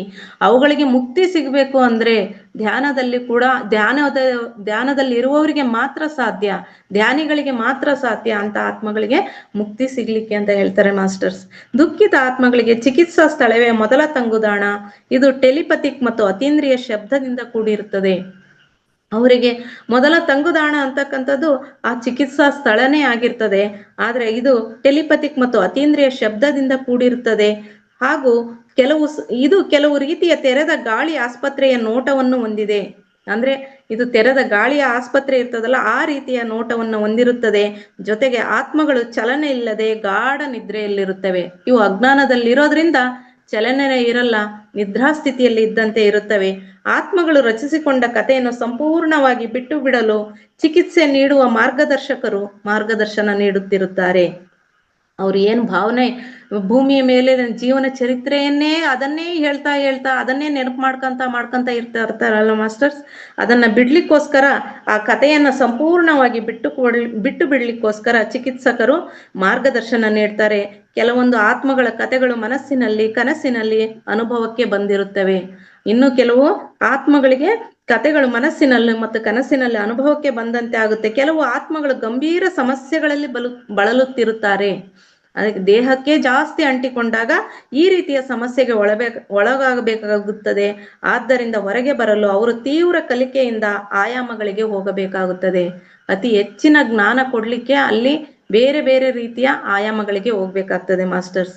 ನಾವು ಹೆಂಗೆ ಬೇರೆ ಬೇರೆ ಶಿಕ್ಷಣವನ್ನು ಪಡಿಲಿಕ್ಕೆ ಶಾಲೆಗಳಿಗೆ ಹೋಗ್ಬೇಕಾಗ್ತದೋ ಅದೇ ರೀತಿಯಲ್ಲಿ ನಮ್ಮನಿಗೆ ಅಲ್ಲೇ ಜ್ಞಾನವನ್ನು ಕೊಡ್ಲಿಕ್ಕೂ ಕೂಡ ಬೇರೆ ಬೇರೆ ಆಯಾಮಗಳಲ್ಲಿ ನಾವು ಕಲಿಬೇಕಾಗ್ತದೆ. ಒಮ್ಮೆ ನಮ್ಮನ್ನು ಚಿಕಿತ್ಸೆಯ ಸ್ಥಳಕ್ಕೆ ನಿಯೋಜಿಸಿದ ನಂತರ ಘಟನೆಗಳ ಮೇಲೆ ನಮಗೆ ಕಡಿಮೆ ನಿಯಂತ್ರಣವಿರುತ್ತದೆ. ಚಿಕಿತ್ಸೆಯ ಸ್ಥಳಕ್ಕೆ ನಿಯೋಜನೆ ಮಾಡಿದ ಮೇಲೆ ಘಟನೆಗಳ ಮೇಲೆ ನಮ್ಮಗಳಿಗೆ ಕಡಿಮೆ ನಿಯಂತ್ರಣವಿರುತ್ತದೆ. ನಾವು ಆಧ್ಯಾತ್ಮಿಕವಾಗಿ ಪ್ರಜ್ಞಾಹೀನರಾಗಿರುವುದರಿಂದ ನಮಗೆ ಕಥೆಗಳು, ಉಳಿದ ನಂಬಿಕೆಗಳು, ಊಹೆಗಳು, ಭಾವನೆಗಳು, ಉಲ್ಬಣವಾಗುವಿಕೆ ಇವೆಲ್ಲವೂ ಕ್ರಮೇಣವಾಗಿ ಕಡಿಮೆಯಾಗುತ್ತಾ ಚಿಕಿತ್ಸೆಯ ಪ್ರಕ್ರಿಯೆಯನ್ನು ಮಾರ್ಗದರ್ಶಕರು ವಿನ್ಯಾಸ ಮಾಡುತ್ತಾರೆ. ಇಲ್ಲಿ ಹೆಂಗೆ ಡಾಕ್ಟರ್ಗಳು ಈ ಟ್ರೀಟ್ಮೆಂಟ್ ಆದ್ಮೇಲೆ ಇನ್ಯಾವ ಟ್ರೀಟ್ಮೆಂಟಿಗೆ ಸ್ಪಂದಿಸ್ತಾರೆ ಇವ್ರನ್ನ ಅಂತ ಹೇಳ್ಬಿಟ್ಟು ಪದೇ ಪದೇ ಟ್ರೀಟ್ಮೆಂಟ್ ಚೇಂಜ್ ಮಾಡ್ತಿರ್ತಾರಲ್ಲ ಮಾಸ್ಟರ್ಸ್, ಅದನ್ನ ನಾವು ಆತ್ಮಸ್ಥಿತಿಯಲ್ಲಿದ್ದು ಈ ಭೂಮಿಯ ಮೇಲಿನ ನಂಬಿಕೆಗಳು, ಊಹೆಗಳು, ನಮ್ಮ ಭ್ರಮೆಯಲ್ಲಿರ್ತೇವೆ, ಭಾವನೆಗಳು, ಇವೆಲ್ಲವುಗಳ ಉಲ್ಬಣಿಕೆಗೆ ಅವರು ಚಿಕಿತ್ಸೆಯನ್ನು ನೀಡ್ತಾರೆ ಮಾಸ್ಟರ್ಸ್. ಆತ್ಮಗಳು ಅನೇಕ ಕಾರಣಗಳಿಗೆ ಚಿಕಿತ್ಸಾ ಸ್ಥಳಕ್ಕೆ ಬರುತ್ತವೆ. ಅದರಲ್ಲಿ ಕೆಲವೊಂದು ಈ ಕೆಳಕಂಡಂತಿವೆ. ಅಲ್ಲಿ ಕೂಡ ಸಾಕಷ್ಟು ಆತ್ಮಗಳು ಚಿಕಿತ್ಸಾ ಕೇಂದ್ರಕ್ಕೆ ಬರ್ತವೆ. ಅದು ಯಾವ ಕಾರಣಕ್ಕಾಗಿ ಅಂತ ತಿಳಿಯೋಣ ಮಾಸ್ಟರ್ಸ್. ಪರಿವರ್ತನೆಯ ಸಮಯದಲ್ಲಿ ಅರಿವಿಲ್ಲದೆ ಗಾಢ ನಿದ್ರೆ ಎಲ್ಲಿದ್ದಾಗ ಸಾಯುವುದು. ನಮಗೆ ಸಾವು ಬರ್ತದನ್ನೋದೇ ಗೊತ್ತಿರಲ್ಲ ಮಾಸ್ಟರ್ಸ್. ಇದಕ್ಕಿಂತ ನಿದ್ರಾಸ್ಥಿತಿಯಲ್ಲೇ ಸಾವು ಬಂದ್ಬಿಟ್ಟಿರುತ್ತೆ. ಅಂತ ಆತ್ಮಗಳಿಗೆ ಚಿಕಿತ್ಸೆ ಅಂತಕ್ಕಂಥದ್ದು ಅತ್ಯವಶ್ಯಕ ಅಂತ ಹೇಳ್ತಿದ್ದಾರೆ ಮಾಸ್ಟರ್ಸ್. ಕೋಮಾ ಸ್ಟೇಜಿಗೆ ಇದ್ದಕ್ಕಿದ್ದಂಗೆ ಕೋಮಾ ಸ್ಟೇಜಿಗೆ ಹೋಗ್ಬಿಡ್ತಾರೆ. ಬಹಳ ಚಂದವಾಗಿ ಇರ್ತಾರೆ, ಆದ್ರೆ ಇದ್ದಕ್ಕಿದ್ದಂಗೆ ಕೋಮಾ ಸ್ಟೇಜಿಗೆ ಹೋಗ್ಬಿಡ್ತಾರೆ. ಅಂತ ಆತ್ಮಗಳಿಗೆ ಚಿಕಿತ್ಸಾ ಕೇಂದ್ರಗಳಿಗೆ ಹೋಗ್ಬೇಕಾಗ್ತದೆ. ಸಾಂಪ್ರದಾಯಿಕ ವಾಸ್ತವತೆಯ ಸಡಿಲವಾದ ಗ್ರಹಿಕೆಯೊಂದಿಗೆ ಮತ್ತು ಮನೋವಿಕೃತ ಸ್ಥಿತಿಯಲ್ಲಿ ಸಾಯುವುದು ಅಂದ್ರೆ ಅವರ ಮಾನಸಿಕ ದೌರ್ಬಲ್ಯಗಳಿಂದಾಗಿ ಅವರ ಮಾನಸಿಕ ಸ್ಥೈರ್ಯವನ್ನು ಕಳ್ಕೊಂಡು ಸಾಯ್ತಾರಲ್ಲ, ಹಾಗೂ ಮಿದುಳಿನ ಆಧಾರಿತ ಭ್ರಮೆಗಳಿಂದ ಪ್ರಭಾವಿತರಾಗಿ ಆತ್ಮಲೋಕಕ್ಕೆ ಹೋದಾಗ ಅಂತ ಆತ್ಮಗಳಿಗೆ ಚಿಕಿತ್ಸೆ ಅಂತಕ್ಕಂಥದ್ದು ಅವಶ್ಯಕತೆ ಬೀಳ್ತದೆ. ಭಯೋತ್ಪಾದಕತೆ ಅಥವಾ ಹಠಾತ್ ಹಿಂಸಾತ್ಮಕತೆಯಿಂದ ಮರಣ ಹೊಂದತಕ್ಕಂಥ ಆತ್ಮಗಳು ಆ ಸಂದರ್ಭದಲ್ಲಿ ದೇಹ ತ್ಯಾಗ ಯಾರು ಮಾಡ್ತಾರೋ ಅವರಿಗೆ ಸಾವು ಬರ್ತದೆ ಅನ್ನೋ ಅರಿವಿಲ್ಲದೇನೆ ಯಾವಾಗ ಸಾವನ್ನ ಅವರು ಸ್ವೀಕಾರ ಮಾಡ್ತಾರೋ ಅಂತ ಸಂದರ್ಭದಲ್ಲಿ ಮರಣ ಹೊಂದಿದಂತ ಆತ್ಮಗಳಿಗೆ ಚಿಕಿತ್ಸೆ ಅಂತಕ್ಕಂಥದ್ದು ಅತ್ಯವಶ್ಯಕ. ಭಯ ಮತ್ತು ಭಯ ತಪ್ಪಿಸುವಿಕೆಯಿಂದ ಬಲವಾಗಿ ಪ್ರಭಾವಿತವಾದ ಜೀವನವನ್ನು ಹೊಂದಿರುವುದು. ಭಯ ಮತ್ತು ಭಯ ತಪ್ಪಿಸುವಿಕೆಯಿಂದ ಬಲವಾಗಿ ಪ್ರಭಾವಿತವಾದ ಜೀವನವನ್ನು ಹೊಂದಿರಬೇಕಾಗ್ತಕ್ಕಂಥದ್ದು ನಮ್ಮೆಲ್ಲ ಆತ್ಮಗಳಿಗೆ ಅವಶ್ಯಕವಾಗಿದೆ. ಮತ್ತೆ ನಾವು ಮತ್ತೊಮ್ಮೆ ಜನ್ಮ ಪಡೆಯುವ ಮುಂಚೆ, ಹಾಗಾದ್ರೆ ನಾವ್ ಹೇಗ್ ಸಿದ್ಧರಾಗ್ಬೇಕು? ಜನ್ಮ ಪಡೆಯುವ ಮುಂಚೆ ಸಾಕ್ಷಾತ್ಕಾರ ಬೇಕಾದ ವಿಷಯವೇನೆಂದರೆ ಈ ಆಲೋಚನೆಗಳು ಯಾವುದು ನಿಜವಾದುದಲ್ಲ.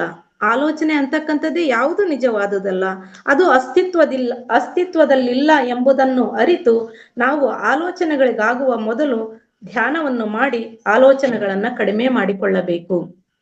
ನಮ್ಮಲ್ಲಿ ಬರ್ತಕ್ಕಂಥ ಆಲೋಚನೆಗಳನ್ನ ಧ್ಯಾನ ಮಾಡೋದ್ರ ಮುಖಾಂತರ ಕಡಿಮೆ ಮಾಡಿಕೊಳ್ಳಬೇಕು. ಕೋಪ ಹಾಗೂ ದ್ವೇಷ ಪ್ರಭಾವಿತ ಜೀವನವನ್ನ ನಡೆಸ್ತಾ ಇದ್ರೆ ಆರೋಪ ಮತ್ತು ದ್ವೇಷ ಪ್ರೀತಿಯ ಅನುಭವವನ್ನು ಆಗಲು ಬಿಡುವುದಿಲ್ಲ. ಬೇರೆಯವರ ಮೇಲೆ ಯಾವಾಗ್ಲೂ ಜಡ್ಜ್ಮೆಂಟು ಕಮೆಂಟು ಮಾಡ್ತಾ ಇದ್ರೆ, ದ್ವೇಷ ಮಾಡ್ತಾ ಇದ್ರೆ ನಮಗೆ ಪ್ರೀತಿಯ ಅನುಭವನೇ ಆಗಕ್ ಸಾಧ್ಯ ಇಲ್ಲ.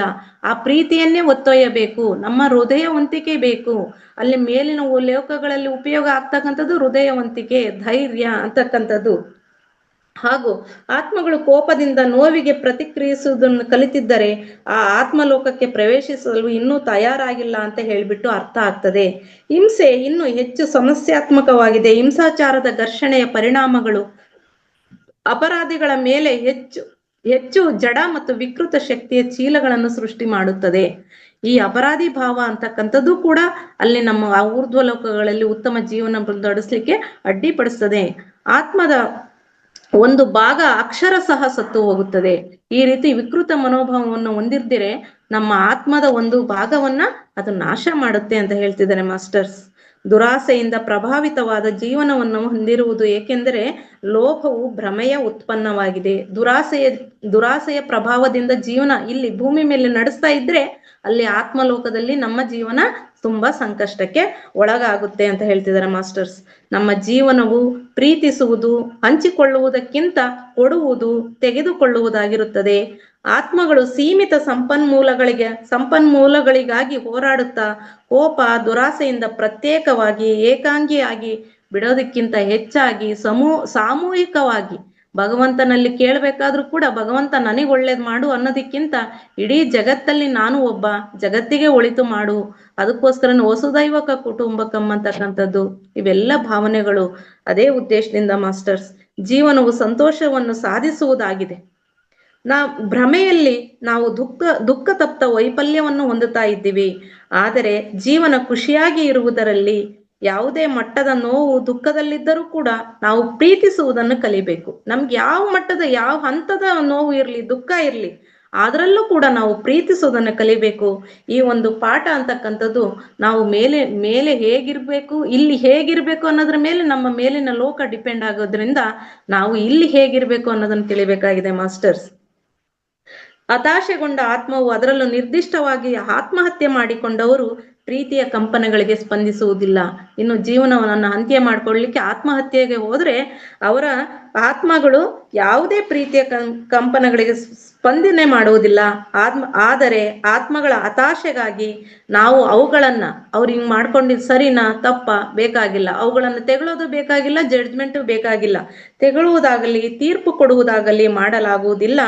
ಜಾಗೃತಗೊಳ್ಳಲು 100 ಸಹಸ್ರಾರು ವರ್ಷಗಳು ಬೇಕಾಗುತ್ತದೆ ಮುಂದಿನ ಜನ್ಮ ಪಡಿಲಿಕ್ಕೋಸ್ಕರ. ಅದಕ್ಕೋಸ್ಕರ ಅಲ್ಲಿ ತುಂಬಾ ಕಲಿತು ಮತ್ತೆ ಭೂಮಿಗೆ ಬರ್ಬೇಕಾಗ್ತದೆ. ಈ ಭೂಮಿ ಅಂತಕ್ಕಂಥದ್ದು ಒಂದು ಕ್ರಶ್ ಕೋರ್ಸ್ ಇದ್ದ ಹಾಗೆ. ಮೇಲಿರ್ತಕ್ಕಂಥ ಸಂಚಿತ ಕರ್ಮವನ್ನು ಕಳ್ಕೊಳ್ಳಿಕ್ಕೆ ನಾನು ಹೇಗೆ ಆಟವನ್ನ ಆಡ್ಬೇಕಾದ್ರೆ ಈ ಸರಿ ಸೋತಿದ್ದೇನೆ, ಮುಂದಿನ ಸರಿ ಯಾವ ಕಾರಣಕ್ಕೂ ಸೋಲಕ್ ಸಾಧ್ಯ ಇಲ್ಲ, ನಾನು ಗೆದ್ದೇ ಗೆಲ್ತೇನೆ ಅನ್ನೋ ವಿಜಯದ ಸಂಕೇತವನ್ನು ಹೊತ್ತೇ ಈ ಭೂಮಿಗೆ ಬಂದಿರ್ತೀವಿ. ಈ ಭೂಮಿಗೆ ಬರ್ಬೇಕಾದ್ರೂ ಕೂಡ ತುಂಬಾ ಧೈರ್ಯನೇ ಇರ್ಬೇಕು ಮಾಸ್ಟರ್ಸ್. ಎಲ್ಲ ಧೈರ್ಯಶಾಲಿಗಳು ಮಾತ್ರ ಭೂಮಿಗೆ ಚಾಲೆಂಜ್ ಅನ್ನ ತಗೊಂಡ್ ಬರ್ತೀವಂತೆ ಆತ್ಮಸ್ವರೂಪರು.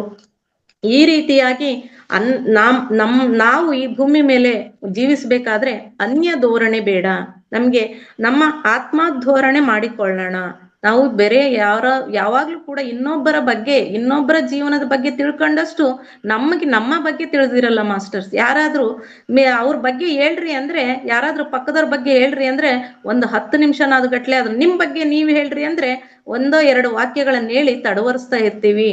ನಮ್ ಬಗ್ಗೆ ನಮಗ್ ಹೇಳ್ಕೊಳ್ಳಕ್ಕೆ ವಿಷಯ ಸಿಕ್ಕಲ್ಲ ಮಾಸ್ಟರ್ಸ್. ಅದಕ್ಕೋಸ್ಕರ ಅನ್ಯ ಧೋರಣೆ ಬೇಡ, ಆತ್ಮೋದ್ಧಾರಣೆ ಮಾಡಿಕೊಳ್ಳೋಣ. DOG ಡಾಗ್ ಅಂತ ಹೇಳಿದ್ವಿ, ನಾಯಿ ಹೇಗೆ ಬೇರೆ ಧ್ವನಿಗಳನ್ನ ಆಲಿಸುತ್ತೋ ಆ ರೀತಿ ಆಗೋದು ಬೇಡ. ನಾವು GOD ಗಾಡ್, ಅದನ್ನೇ ಹಿಂತಿರುಗಿಸಿ ಓದಿದಾಗ GOD ಗಾಡ್ನಂತೆ ಬದುಕಬೇಕು. ಆ ರೀತಿಯಾಗಿ ಕಾಣಿಸುವ ಶರೀರವನ್ನಲ್ಲ, ಕಾಣಿಸದ ಆತ್ಮವನ್ನ ಪೋಷಣೆ ಮಾಡ್ಕೋಬೇಕು ನಾವು ಮಾಸ್ಟರ್ಸ್. ಮಾನವ ಮಹನೀಯನಂತೆ ಜೀವಿಸಿದರೆ ಮಾತ್ರ ಮಾಧವನಂತ ಆಗ್ಲಿಕ್ಕೆ ಸಾಧ್ಯತೆ ಇದೆ.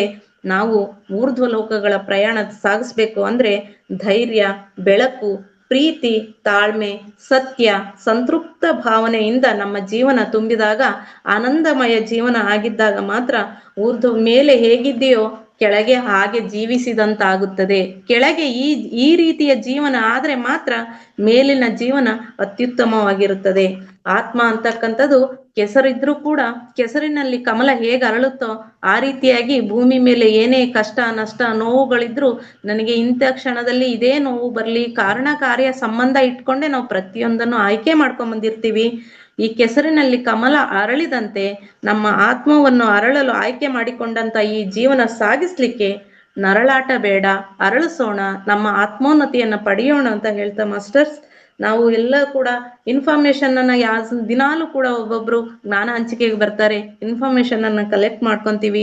ಅದರಿಂದ ನಾವು ಹೆಚ್ಚು ಪುಸ್ತಕಗಳನ್ನು ಓದೋದ್ ಮುಖಾಂತರ ಅದನ್ನ ಕನ್ಫರ್ಮೇಶನ್ ಮಾಡ್ಕೊಳ್ಳೋಣ, ನಮ್ಮ ಜೀವನವನ್ನ ಟ್ರಾನ್ಸ್ಫಾರ್ಮೇಶನ್ ಮಾಡ್ಕೊಳ್ಳೋದ್ರ ಎಡೆಗೆ ನಮ್ಮೆಲ್ಲರ ಜೀವನ ಸಾಗ್ಲಿ ಅಂತ ಹೇಳ್ತಾ ಮಾಸ್ಟರ್ಸ್, ಈ ಜ್ಞಾನವನ್ನು ಇದುವರೆಗೆ ಆಲಿಸಿದ್ದಕ್ಕಾಗಿ ಎಲ್ಲರಿಗೂ ಅನಂತ ಧನ್ಯವಾದಗಳು. Thank you so much ma'am. Thank you so much. Thank you very much Vijayalakshmi madam. ಬಹಳ ಅದ್ಭುತವಾಗಿ ಮೇಲೆ ಹೇಗೆ ಇದ್ದೇವೆ ಕೆಳಗೆ ಹಾಗೆ ಇರ್ಬೇಕಂತ ಅಂಶವನ್ನ ಬಹಳ ಚೆನ್ನಾಗಿ ಮನದಟ್ಟು ಮಾಡಿದ್ದೀರಾ. Raghunath sir,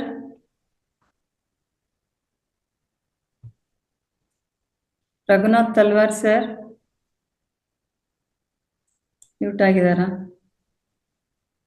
ಸಣ್ಣೇಗೌಡ್ರು sir? ಇಲ್ಲ ರಘುನಾಥ್ ಅವ್ರೆ, ನೀವೇ ಅನ್ಮ್ಯೂಟ್ ಮಾಡ್ಕೋಬಹುದು ನೋಡ್ರಿ, ಆಗುತ್ತೆ ಮಾಡ್ಕೊಳ್ಳಿ. ಅನ್ಮ್ಯೂಟ್ ಮಾಡ್ಕೊಳ್ಳಿ. ಹಾ ಮಾತಾಡಿ ರಘುನಾಥ್ ಸರ್. ಮೊದಲನೇದಾಗಿ ಮಾತಾವರ್ ಗುರುಜಿ ಅವರಿಗೆ ನಮಸ್ಕಾರಗಳನ್ನು ತಿಳಿಸುತ್ತಾ, ಹಾಗೂ ಈ ಜ್ಞಾನದ ಪರಿಕಲ್ಪನೆಯನ್ನು ಜಗತ್ತಿಗೆ ತಿಳಿಸಿದಂತಹ ಸುಭಾಷ್ ಪತ್ರಿಜಿ ಅವರಿಗೂ ನಮಸ್ಕಾರಗಳನ್ನು ಹೇಳುತ್ತಾ, ಹಾಗೆ ನಮಗೆಲ್ಲರಿಗೂ ಧ್ಯಾನ ಮಾಡ್ಲಿಕ್ಕೆ ವೇದಿಕೆಯನ್ನು ಕಲ್ಪಿಸತಕ್ಕಂತ ರಂಗನಾಥ್ ಗುರುಜಿ ಅವರಿಗಳಿಗೂ ನಮಸ್ಕಾರಗಳನ್ನು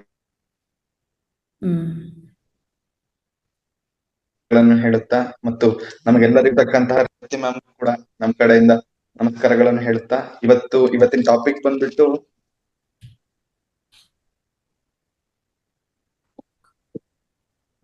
ಮೇಲೆ ಹೇಗಿದೆಯೋ ಕೆಳಗೆ ಹಾಗೆ ಇರ್ಬೇಕು ಅಂತ ಮೇಡಮ್ ಹೇಳಿದ್ರು. ವಿಜಯಲಕ್ಷ್ಮಿ ಮೇಡಮ್ ಅವ್ರು ತುಂಬಾ ಚೆನ್ನಾಗಿ ಹೇಳಿದ್ರು. ಇದು ಸ್ವಲ್ಪ ಆಳವಾದ ಟಾಪಿಕ್ ಅಂತಾನೆ ಅನ್ಸುತ್ತೆ, ಅಷ್ಟು ಬೇಗ ಅರ್ಥ ಆಗ್ಲಿಕ್ಕೆ ಸಾಧ್ಯ ಇಲ್ಲ. ಆದ್ರೂ ನಾನ್ ತಿಳ್ಕೊಂಡಿರೋ ಮಟ್ಟಿಗೆ ಹೇಳ್ತಿದೀನಿ. ನಾವ್ ಅನ್ಕೊಂಡಿರೋದು ಸಾವೇ ಕೊನೆ, ಸಾವಾದ್ಮೇಲೆ ಏನೂ ಇಲ್ಲ, ಅದ್ರ ಬಗ್ಗೆ ನಮಗೇನ್ ಐಡಿಯಾನು ಇಲ್ಲ ಅಂತ ಅನ್ಕೊಂಡಿದ್ವಿ. ಬಿಯಾಂಡ್ ಅದ್ರ ಮೇಲೆ ತುಂಬಾನೇ ಇದೆ. ನಾವಲ್ಲಿ ನೆಕ್ಸ್ಟ್ ಸಾವಾದ್ಮೇಲೆ ಚೆನ್ನಾಗಿರ್ಬೇಕು ಅಂತ ಹೇಳಿದ್ರೆ ಈಗಿಂದಾನೇ ಒಳ್ಳೆ ಗುಣಗಳನ್ನ ಬೆಳೆಸ್ಕೊಂತ ಹೋಗ್ಬೇಕು. ಜೀವನದಲ್ಲಿ ದ್ವೇಷ, ಅಸೂಯೆ ಮತ್ತು ಎಲ್ಲವನ್ನು ಬಿಟ್ಟು ಪ್ರೀತಿಯಿಂದ ಇರ್ಬೇಕು. ಮತ್ತು ಈ ತರ ಸಜನ ಸಾಂಗತ್ಯ ಧ್ಯಾನಗಳಿಂದ ಅವನ್ನೆಲ್ಲ ಗಳಿಸ್ಬೋದು. ಮತ್ತು ಮೇಡಮ್ ಒಂದ್ ಹೇಳಿದ್ರು, read yourself not people. ನಾನ್ ತಿಳ್ಕೊಂಡಿರೋದು ಅವ್ರು ಹೇಳಿದ್ರ ಬಗ್ಗೆ, ನಾವ್ ಬೇರೆಯವ್ರನ್ನ ತಿಳ್ಕೊಳೋದ್ರ ಬದಲಾಗಿ ನಮ್ಮನ್ನ ನಾವ್ ಎಷ್ಟು ಅರ್ಥ ಮಾಡ್ಕೊಂಡಿದೀವಿ ಅಂತ ಗೊತ್ತಾದಾಗ ನಾವು ನಮ್ ಬಗ್ಗೆ ಅಪ್ಗ್ರೇಡ್ಸ್ ಮಾಡ್ಕೋಬಹುದು. ದೆನ್ ಇದನ್ನೆಲ್ಲ ಬಿಟ್ಟು ಪ್ರೀತಿ ವಿಶ್ವಾಸದಿಂದ ಇರೋದ್ರಿಂದ ನಮಗೆ ಒಳ್ಳೇದಾಗುತ್ತೆ, ನಾವು ಕೂಡ ಒಂದ್ ಒಳ್ಳೆ ಮಾರ್ಗಕ್ಕೆ ಹೋಗ್ತೀವಿ ಅನ್ನೋದನ್ನ ಹೇಳ್ಕೊಟ್ಟಿದ್ದಾರೆ. ಬಟ್ ನನಗೆ ಸ್ವಲ್ಪ ಈ ಟಾಪಿಕ್ ಎಲ್ಲ ಹೊಸದು ಮೇಡಮ್. Yes. ನನಗೆ ಗೊತ್ತಾಗಿದ್ದಿಷ್ಟು ಇದನ್ನ ನಾನು ತಿಳ್ಕೊಂಡು ಹೇಳಿದೀನಿ. Thank you.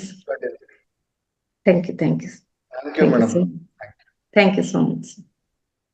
Okay, thank you Raghunath sir, ಹಾಗೆ ವಿಜಯಲಕ್ಷ್ಮಿ ಮೇಡಮ್ಗೆ ಧನ್ಯವಾದಗಳು. ನಾವು ಈಗ ಅನುಭವ ಹಂಚಿಕೆ ಅಥವಾ ಪ್ರಶ್ನೆಗೆ ಹೋಗುವ ಮೊದಲು ಒಂದು ಪ್ರಕಟಣೆ ಇದೆ, ಅದನ್ನ ಮುಗಿಸ್ಕೊಂಡು ಮುಂದುವರಿಯೋಣ. ದಿನಾಂಕ 3/8/2025 ಅಂದ್ರೆ ಈ ಮುಂದಿನ ಭಾನುವಾರ ಮಹತಾ ಸಂಸ್ಥೆಯಿಂದ ಮೈಸೂರು ಜಿಲ್ಲೆಯ ಹೆಚ್ಡಿಕೋಟೆ ತಾಲೂಕಲ್ಲ, ಹೆಚ್ಡಿಕೋಟೆ ತಾಲೂಕಿಗೆ ಹೋಗುವ ದಾರಿಯಲ್ಲಿ ಒಂದು ಮೈಸೂರಿನಿಂದ ಒಂದು 13 ಕಿಲೋಮೀಟರ್ ದೂರದಲ್ಲಿ ಒಂದು ಆರ್ಗ್ಯಾನಿಕ್ ಫಾರ್ಮ್ ಇದೆ, ಇಂದ್ರಪ್ರಸ್ಥ ಅಂತ ಹೇಳ್ಕೊಂಡು. ಗುರುಗಳು ಅಲ್ಲಿಗೆ ಹೋಗುವ ಬಗ್ಗೆ ದಿನಾಂಕವನ್ನು ನಿಗದಿಪಡಿಸಿದ್ದಾರೆ. ಯಾಕಂತಂದ್ರೆ ಇವರು ಬಹಳ ದೇಶದಲ್ಲೇ ಒಂದು ಹೆಸರು ಗಳಿಸಿದಂತಹ ವ್ಯಕ್ತಿ. ಇವರು ಆರ್ಗ್ಯಾನಿಕ್ ಫಾರ್ಮ್ ಅನ್ನ 45 ವರ್ಷಗಳಿಂದ ಮಾಡ್ತಾ ಇದ್ದಾರೆ. ಅವರ ಜೀವನ ಸರಳ ಜೀವನ, ಜೊತೆಗೆ ಎಲ್ಲ ವಸ್ತುಗಳು ಯಾವುದೇ ಕೆಮಿಕಲ್ ಇಲ್ಲದಂತ ವಸ್ತುಗಳನ್ನ ಅವರೇ ಬೆಳೆಸಿ ಅವರೇ ಉಪಯೋಗ ಮಾಡತಕ್ಕಂಥದ್ದು. ಜೊತೆಗೆ ಅಲ್ಲಿ ಒಂದು 3,000 ಮರಗಳನ್ನ ನಾವು ಕಾಣಬಹುದು. ಅದರಲ್ಲಿ ಒಂದು 1,500 ಮರಗಳನ್ನ ಇವರು ಬಿತ್ತು ಬೆಳೆಸಿದ್ದಾರೆ. ಆದರೆ ಉಳಿದ 1,500 ಮರಗಳು ಈ ಪಕ್ಷಿಗಳು, ಕಾಗೆಗಳು ಈ ತರ ಬಿತ್ತಿದಂತಹ ಪ್ರಸಾರ ಆಗಿರತಕ್ಕಂತಹ ಫಾರೆಸ್ಟ್ ಅನ್ನ ಅವ್ರು ಬೆಳೆಸಿದ್ದಾರೆ. ಜೊತೆಗೆ ಅವರು ಕುಡಿಯುವ ನೀರು ಸಮೇತ ಕೆರೆಯಲ್ಲಿನ ನೀರಿಗೆ ಗಂಜಳ ಅಥವಾ ನಾವು ಏನು ಗೋಮೂತ್ರ ಅಂತ ಹೇಳ್ತೇವೆ ಅದರ ಒಂದು ಟ್ರೀಟ್ಮೆಂಟ್ ಅನ್ನು ಕೊಟ್ಟು ಅದನ್ನೇ ಬಳಸ್ತಾ ಇದ್ದಾರೆ. ನಾವಿಲ್ಲಿ ಬಳಸಿದ ಹಾಗೆ ಅವರು ಟ್ಯಾಪ್ ವಾಟರ್ನೆಲ್ಲ ಬಳಸ್ತಾ ಇಲ್ಲ. ಎಲ್ಲ ವಸ್ತುಗಳು ಆರ್ಗ್ಯಾನಿಕ್ ಆಗಿದೆ. ಜೊತೆಗೆ ಅವರು ಸುಮಾರು ಒಂದು 28 ಪುಸ್ತಕಗಳನ್ನ ಸಹ ಬರೆದಿದ್ದಾರೆ. ಜೊತೆಗೆ ಅಲ್ಲಿ ಕೆಲವು ಆರ್ಗ್ಯಾನಿಕ್ ಪ್ರಾಡಕ್ಟ್ ಅನ್ನು ಅವರು ಮಾರಾಟಕ್ಕೆ ಸಹ ಇಟ್ಟಿದ್ದಾರೆ. ಇದು 13 ಎಕರೆ ಜಾಗದಲ್ಲಿರತಕ್ಕಂತ ಒಂದು ಫಾರ್ಮ್. ಗುರುಗಳು ಏನಂತ ಇದ್ದಾರೆ ಅಂತಂದ್ರೆ, ಅಂತ ಒಂದು ಪ್ರಕೃತಿಗೆ ನಾವು ಹೋಗಿ ಅಲ್ಲಿ ಧ್ಯಾನವನ್ನ ಮಾಡೋಣ. ಆ ನಂತರ ಆ ಒಂದು ಸಾವಯವ ಅವರ ಫಾರ್ಮ್ ಏನಿದೆ ಅದನ್ನ ನಾವು ಅದರ ಅನುಭವವನ್ನ ಪಡ್ಕೊಂಡು ಅವರಿಂದ ಜ್ಞಾನ ಹಂಚಿಕೆಯನ್ನ ಮಾಡಿಕೊಂಡು ಬರೋಣ. ಇದು ಎಲ್ರಿಗೂ ಒಳ್ಳೇದೇ, ಆರೋಗ್ಯಕ್ಕೂ ಒಳ್ಳೇದೇ. ನಾವೊಂದು ಜ್ಞಾನವನ್ನ ಕಳಿಸಿದಂತೆ ಹಾಗೂ ಸರಳ ಜೀವನವನ್ನ ನಾವೇನು ಶಾಖಾಹಾರ ಅಂತ ಹೇಳೋ ಬದಲಿಗೆ ಸ್ವಾಸ್ಥ್ಯ ಆಹಾರವನ್ನ ತಿನ್ಬೇಕು ಅಂತ ಹೇಳತಕ್ಕಂತ ಒಂದು ಅನುಭವನ ಪಡ್ಕೊಂಡು ಬರೋಣ ಅಂತ ಹೇಳ್ತಾ ಇದ್ದಾರೆ. ಈ ಕಾರ್ಯಕ್ರಮಕ್ಕೆ ದಯಮಾಡಿ ಬರುವಂತವರು ತಮ್ಮ ಹೆಸರನ್ನ ಕೊಡಬೇಕು ಅಂತ ಹೇಳ್ಕೊಂಡು ನಾನು ಕೇಳ್ಕೊಳ್ತಾ ಇದ್ದೇನೆ. ಸಣ್ಣೇಗೌಡ್ರು ಸರ್. ಎಸ್, ಓಕೆ ಮೇಡಮ್, ಒಂದು ಹೊಸ ವಿಷಯವನ್ನು ತಿಳಿಸಿದ್ದಕ್ಕಾಗಿ ತಮಗೆ ಅಭಿನಂದನೆಗಳು. ಅದಕ್ಕಂತ ಪೂರ್ವದಲ್ಲಿ ಇವತ್ತಿನ ಒಂದು ಜ್ಞಾನ ಹಂಚಿಕೆಯಲ್ಲಿ ಇಲ್ಲಿ ಸಲ್ಲದವರು ಎಲ್ಲಿಯೂ ಸಲ್ಲಲಾರರು ಅಂತೇಳಿ, ಅಂದ್ರೆ ಇಲ್ಲಿ ಸಲ್ಲುವವರು ಅಲ್ಲಿಯೂ ಸಲ್ಲುವವರು, ಅಲ್ಲಿದೆ ನಮ್ಮನೆ ಇಲ್ಲಿಗೆ ಬಂದೆವು ಸುಮ್ಮನೆ, ಅಂದ್ರೆ ಅದೇ ಶಾಶ್ವತವಾಗಿರ್ತಕ್ಕಂಥದ್ದು. ಈ ವಿಷಯಕ್ಕೆ ಸಂಬಂಧಪಟ್ಟಂತೆ ಸವಿಸ್ತಾರವಾಗಿ ಆಳವಾದ ಜ್ಞಾನವನ್ನು ನೀಡಿದಿರಾ ಮೇಡಮ್. ಟೀಚರ್ ಜೀವನ ಸಾರ್ಥಕ ಅಂತ ಹೇಳಕ್ ಇಷ್ಟಪಡ್ತೀನಿ. ಧನ್ಯವಾದಗಳು ಮೇಡಮ್ ತಮ್ಗೆ. ಎಸ್ ಮಾಸ್ಟರ್ಸ್, ಇಂಥವ್ರ ಶಿಕ್ಷಕರಿಂದ ನಾವು ಜ್ಞಾನ ತಗೊಳ್ಳೋದೇ ನಮ್ಮ ನಿಮ್ಮೆಲ್ಲರ ಪುಣ್ಯ ಅಂತ ಹೇಳಿ ಹೇಳ್ತಾ, ಈಗ ತಾನೇ ನಮ್ಮ ರೇವತಿ ಮೇಡಮ್ ಅವ್ರು ಹೇಳಿದಂಗೆ ಈಗೇನು ಚಂದ್ರಶೇಖರ್ ಅವರ ಒಂದು ಫಾರ್ಮ್ ಇದೆ, ಅಲ್ಲಿ ಹೋಗ್ತಕ್ಕಂತ ನಿರ್ಧಾರ ಮಾಡಿದ್ದಾರೆ ನಮ್ಮ ಗುರುಗಳು. ಸಿಂಪಲ್ ಹೇಳ್ಬೇಕು ಅಂತಂದ್ರೆ, ನಾವೆಲ್ಲ ನಾಗರಿಕತೆಯ ಜೀವನದಲ್ಲಿ ಸಿಕ್ಕಂಡ್ಬಿಟ್ಟು ತೊಳಲಾಡ್ತಾ ಇದೇವಿ. ಸಾವಯವ ಅಂದ್ರೆ ಏನು ಗೊತ್ತಿಲ್ಲ, ಧ್ಯಾನ ಅಂದ್ರೆ ಅದಂತೂ ಇತ್ತಿತ್ಲ ಬಂದ್ಮೇಲೆ ಗೊತ್ತಾಗಿದೆ ಅಷ್ಟೇ. ಅಂದ್ರೆ ನ್ಯಾಚುರಲ್ ಅಂದ್ರೆ ಪರಿಸರದಲ್ಲಿ ಕೂತ್ಕೊಂಡು ಧ್ಯಾನ ಮಾಡೋದ್ರಿಂದ ಏನ್ ಸಿಗುತ್ತೆ ಅಂತಕ್ಕಂಥದ್ದು ಯಾವಾಗ ಗೊತ್ತಾಗುತ್ತೆ ಅಂದ್ರೆ ಅಲ್ಲಿ ಕೂತ್ಕೊಂಡು ಮಾಡಿದಾಗ ಗೊತ್ತಾಗುತ್ತೆ. ಈಗ ಆಲ್ರೆಡಿ ನಾವು ಸಿದ್ರಬೆಟ್ಟದಲ್ಲಿ ಮಾಡಿಸಿದ್ವಿ, ಬೇರೆ ಬೇರೆ ಕಡೆಗೆಲ್ಲ ಮಾಡಿಸ್ತಾ ಇದ್ವಿ ನಮ್ಮ ಫೌಂಡೇಶನ್ ವತಿಯಿಂದ. ಬಟ್ ಈಗ ಇರ್ತಕ್ಕಂಥದ್ದು ಒಂದು ಸುವರ್ಣ ಅವಕಾಶ. ದಯವಿಟ್ಟು ಎಲ್ಲರೂ ಇದರ ಸದುಪಯೋಗ ಮಾಡ್ಕೊಳ್ರಿ. 3ನೇ ತಾರೀಕಿದೆ, ಭಾನುವಾರ ಬರುತ್ತೆ, ರಜಾ ಇದೆ ಇವತ್ತು. ಎಲ್ಲರೂ ಕೂಡ ಮೇಲಾಗಿ ಬೇರೆ ಬೇರೆ ಕಡೆಯಿಂದ ಮೈಸೂರಿಗೆ ಬರ್ಲಿಕ್ಕೆ ಎಲ್ಲರಿಗೂ ಕೂಡ, ಅದರಲ್ಲೂ ಹೆಣ್ಮಕ್ಳಿಗೆ ಫ್ರೀ ಸರ್ವಿಸ್ ಇದೆ, ಸರ್ಕಾರದ ಒಂದು ಸೌಭಾಗ್ಯ. ಅದರ ಉಚಿತ ಒಂದು ಪ್ರಯಾಣ ಇರೋದ್ರಿಂದ ಅದರ ಸದ್ಬಳಕೆಯನ್ನು ಮಾಡ್ಕೊಂಡು ಮೈಸೂರಿಗೆ ಬಂದ್ರೆ ನಿಮ್ಗೆ ಹೋಗ್ಲಿಕ್ಕೆ ಅಲ್ಲಿ ವ್ಯವಸ್ಥೆ ಮಾಡಲಾಗಿದೆ. ಅಲ್ಲಿ ಒಂದಿಷ್ಟು ಎಂಟ್ರೆನ್ಸ್ ಅಂತ ಹೇಳ್ಬಿಟ್ಟು ಒಂದಿಷ್ಟು ಫೀಸ್ ಮಾಡಿದ್ದಾರೆ ಅವರು ಟೋಟಲ್. ಆಮ್ಯಾಕೆ ಅಲ್ಲಿ ಊಟ ತಿಂಡಿ ಎಲ್ಲದೂ ಸೇರಿಸ್ಬಿಟ್ಟು ಒಬ್ಬೊಬ್ಬರಿಗೆ ಎಕ್ಸ್ಟ್ರಾ ನೀವು 400 ರೂಪಾಯಿ ಕಟ್ಬೇಕಾಗುತ್ತೆ. ಅಂದ್ರೆ ಮೈಸೂರುವರೆಗೂ ಬರ್ತೀರಿ, ಮೈಸೂರಿಂದ ಅದು HD ಕೋಟೆ ರೋಡ್ ನಲ್ಲಿ ಇರ್ತಕ್ಕಂಥದ್ದು ಇಂದ್ರಪ್ರಸ್ಥ ಅಂತಕ್ಕಂಥ ಜಾಗ. ಆ ಜಾಗಕ್ಕೆ ಹೋಗಿ ವಾಪಸ್ ಮತ್ತೆ ಬಸ್ಟೇ ಮೈಸೂರಿಗೆ ಬರ್ಲಿಕ್ಕೆ, ಪ್ಲಸ್ ಅಲ್ಲಿ ಒಂದು ದಿನದ ಊಟ ಮತ್ತೆ ಎಲ್ಲದೂ ಸಲುವಾಗಿ ಹತ್ತತ್ರ ಒಬ್ಬೊಬ್ಬರಿಗೆ 400 ರೂಪಾಯಿ ಪೇ ಮಾಡ್ಬೇಕಾಗತ್ತೆ. ಇಷ್ಟು ಅಂದ್ರೆ ಪೇ ಮಾಡ್ಬೋದು, ದುಡ್ಡು ಕೊಡ್ಬೋದು. ಬಟ್ ಆ ತರದ ಒಂದು ಜ್ಞಾನ, ಪರಿಸರದ ವ್ಯವಸ್ಥೆ ನಮ್ಗೆ ಸಿಗೋದು ವಿರಳ. ಅದರಿಂದ ಇದನ್ನೆಲ್ಲರೂ ಕೂಡ ಸದ್ಬಳಕೆ ಮಾಡ್ಕೋತೀರಿ ಅಂತ ಹೇಳ್ತಾ ತಿಳಿಸ್ಲಿಕ್ಕೆ ಇಷ್ಟಪಡ್ತೇನೆ ಸ್ನೇಹಿತರೆ.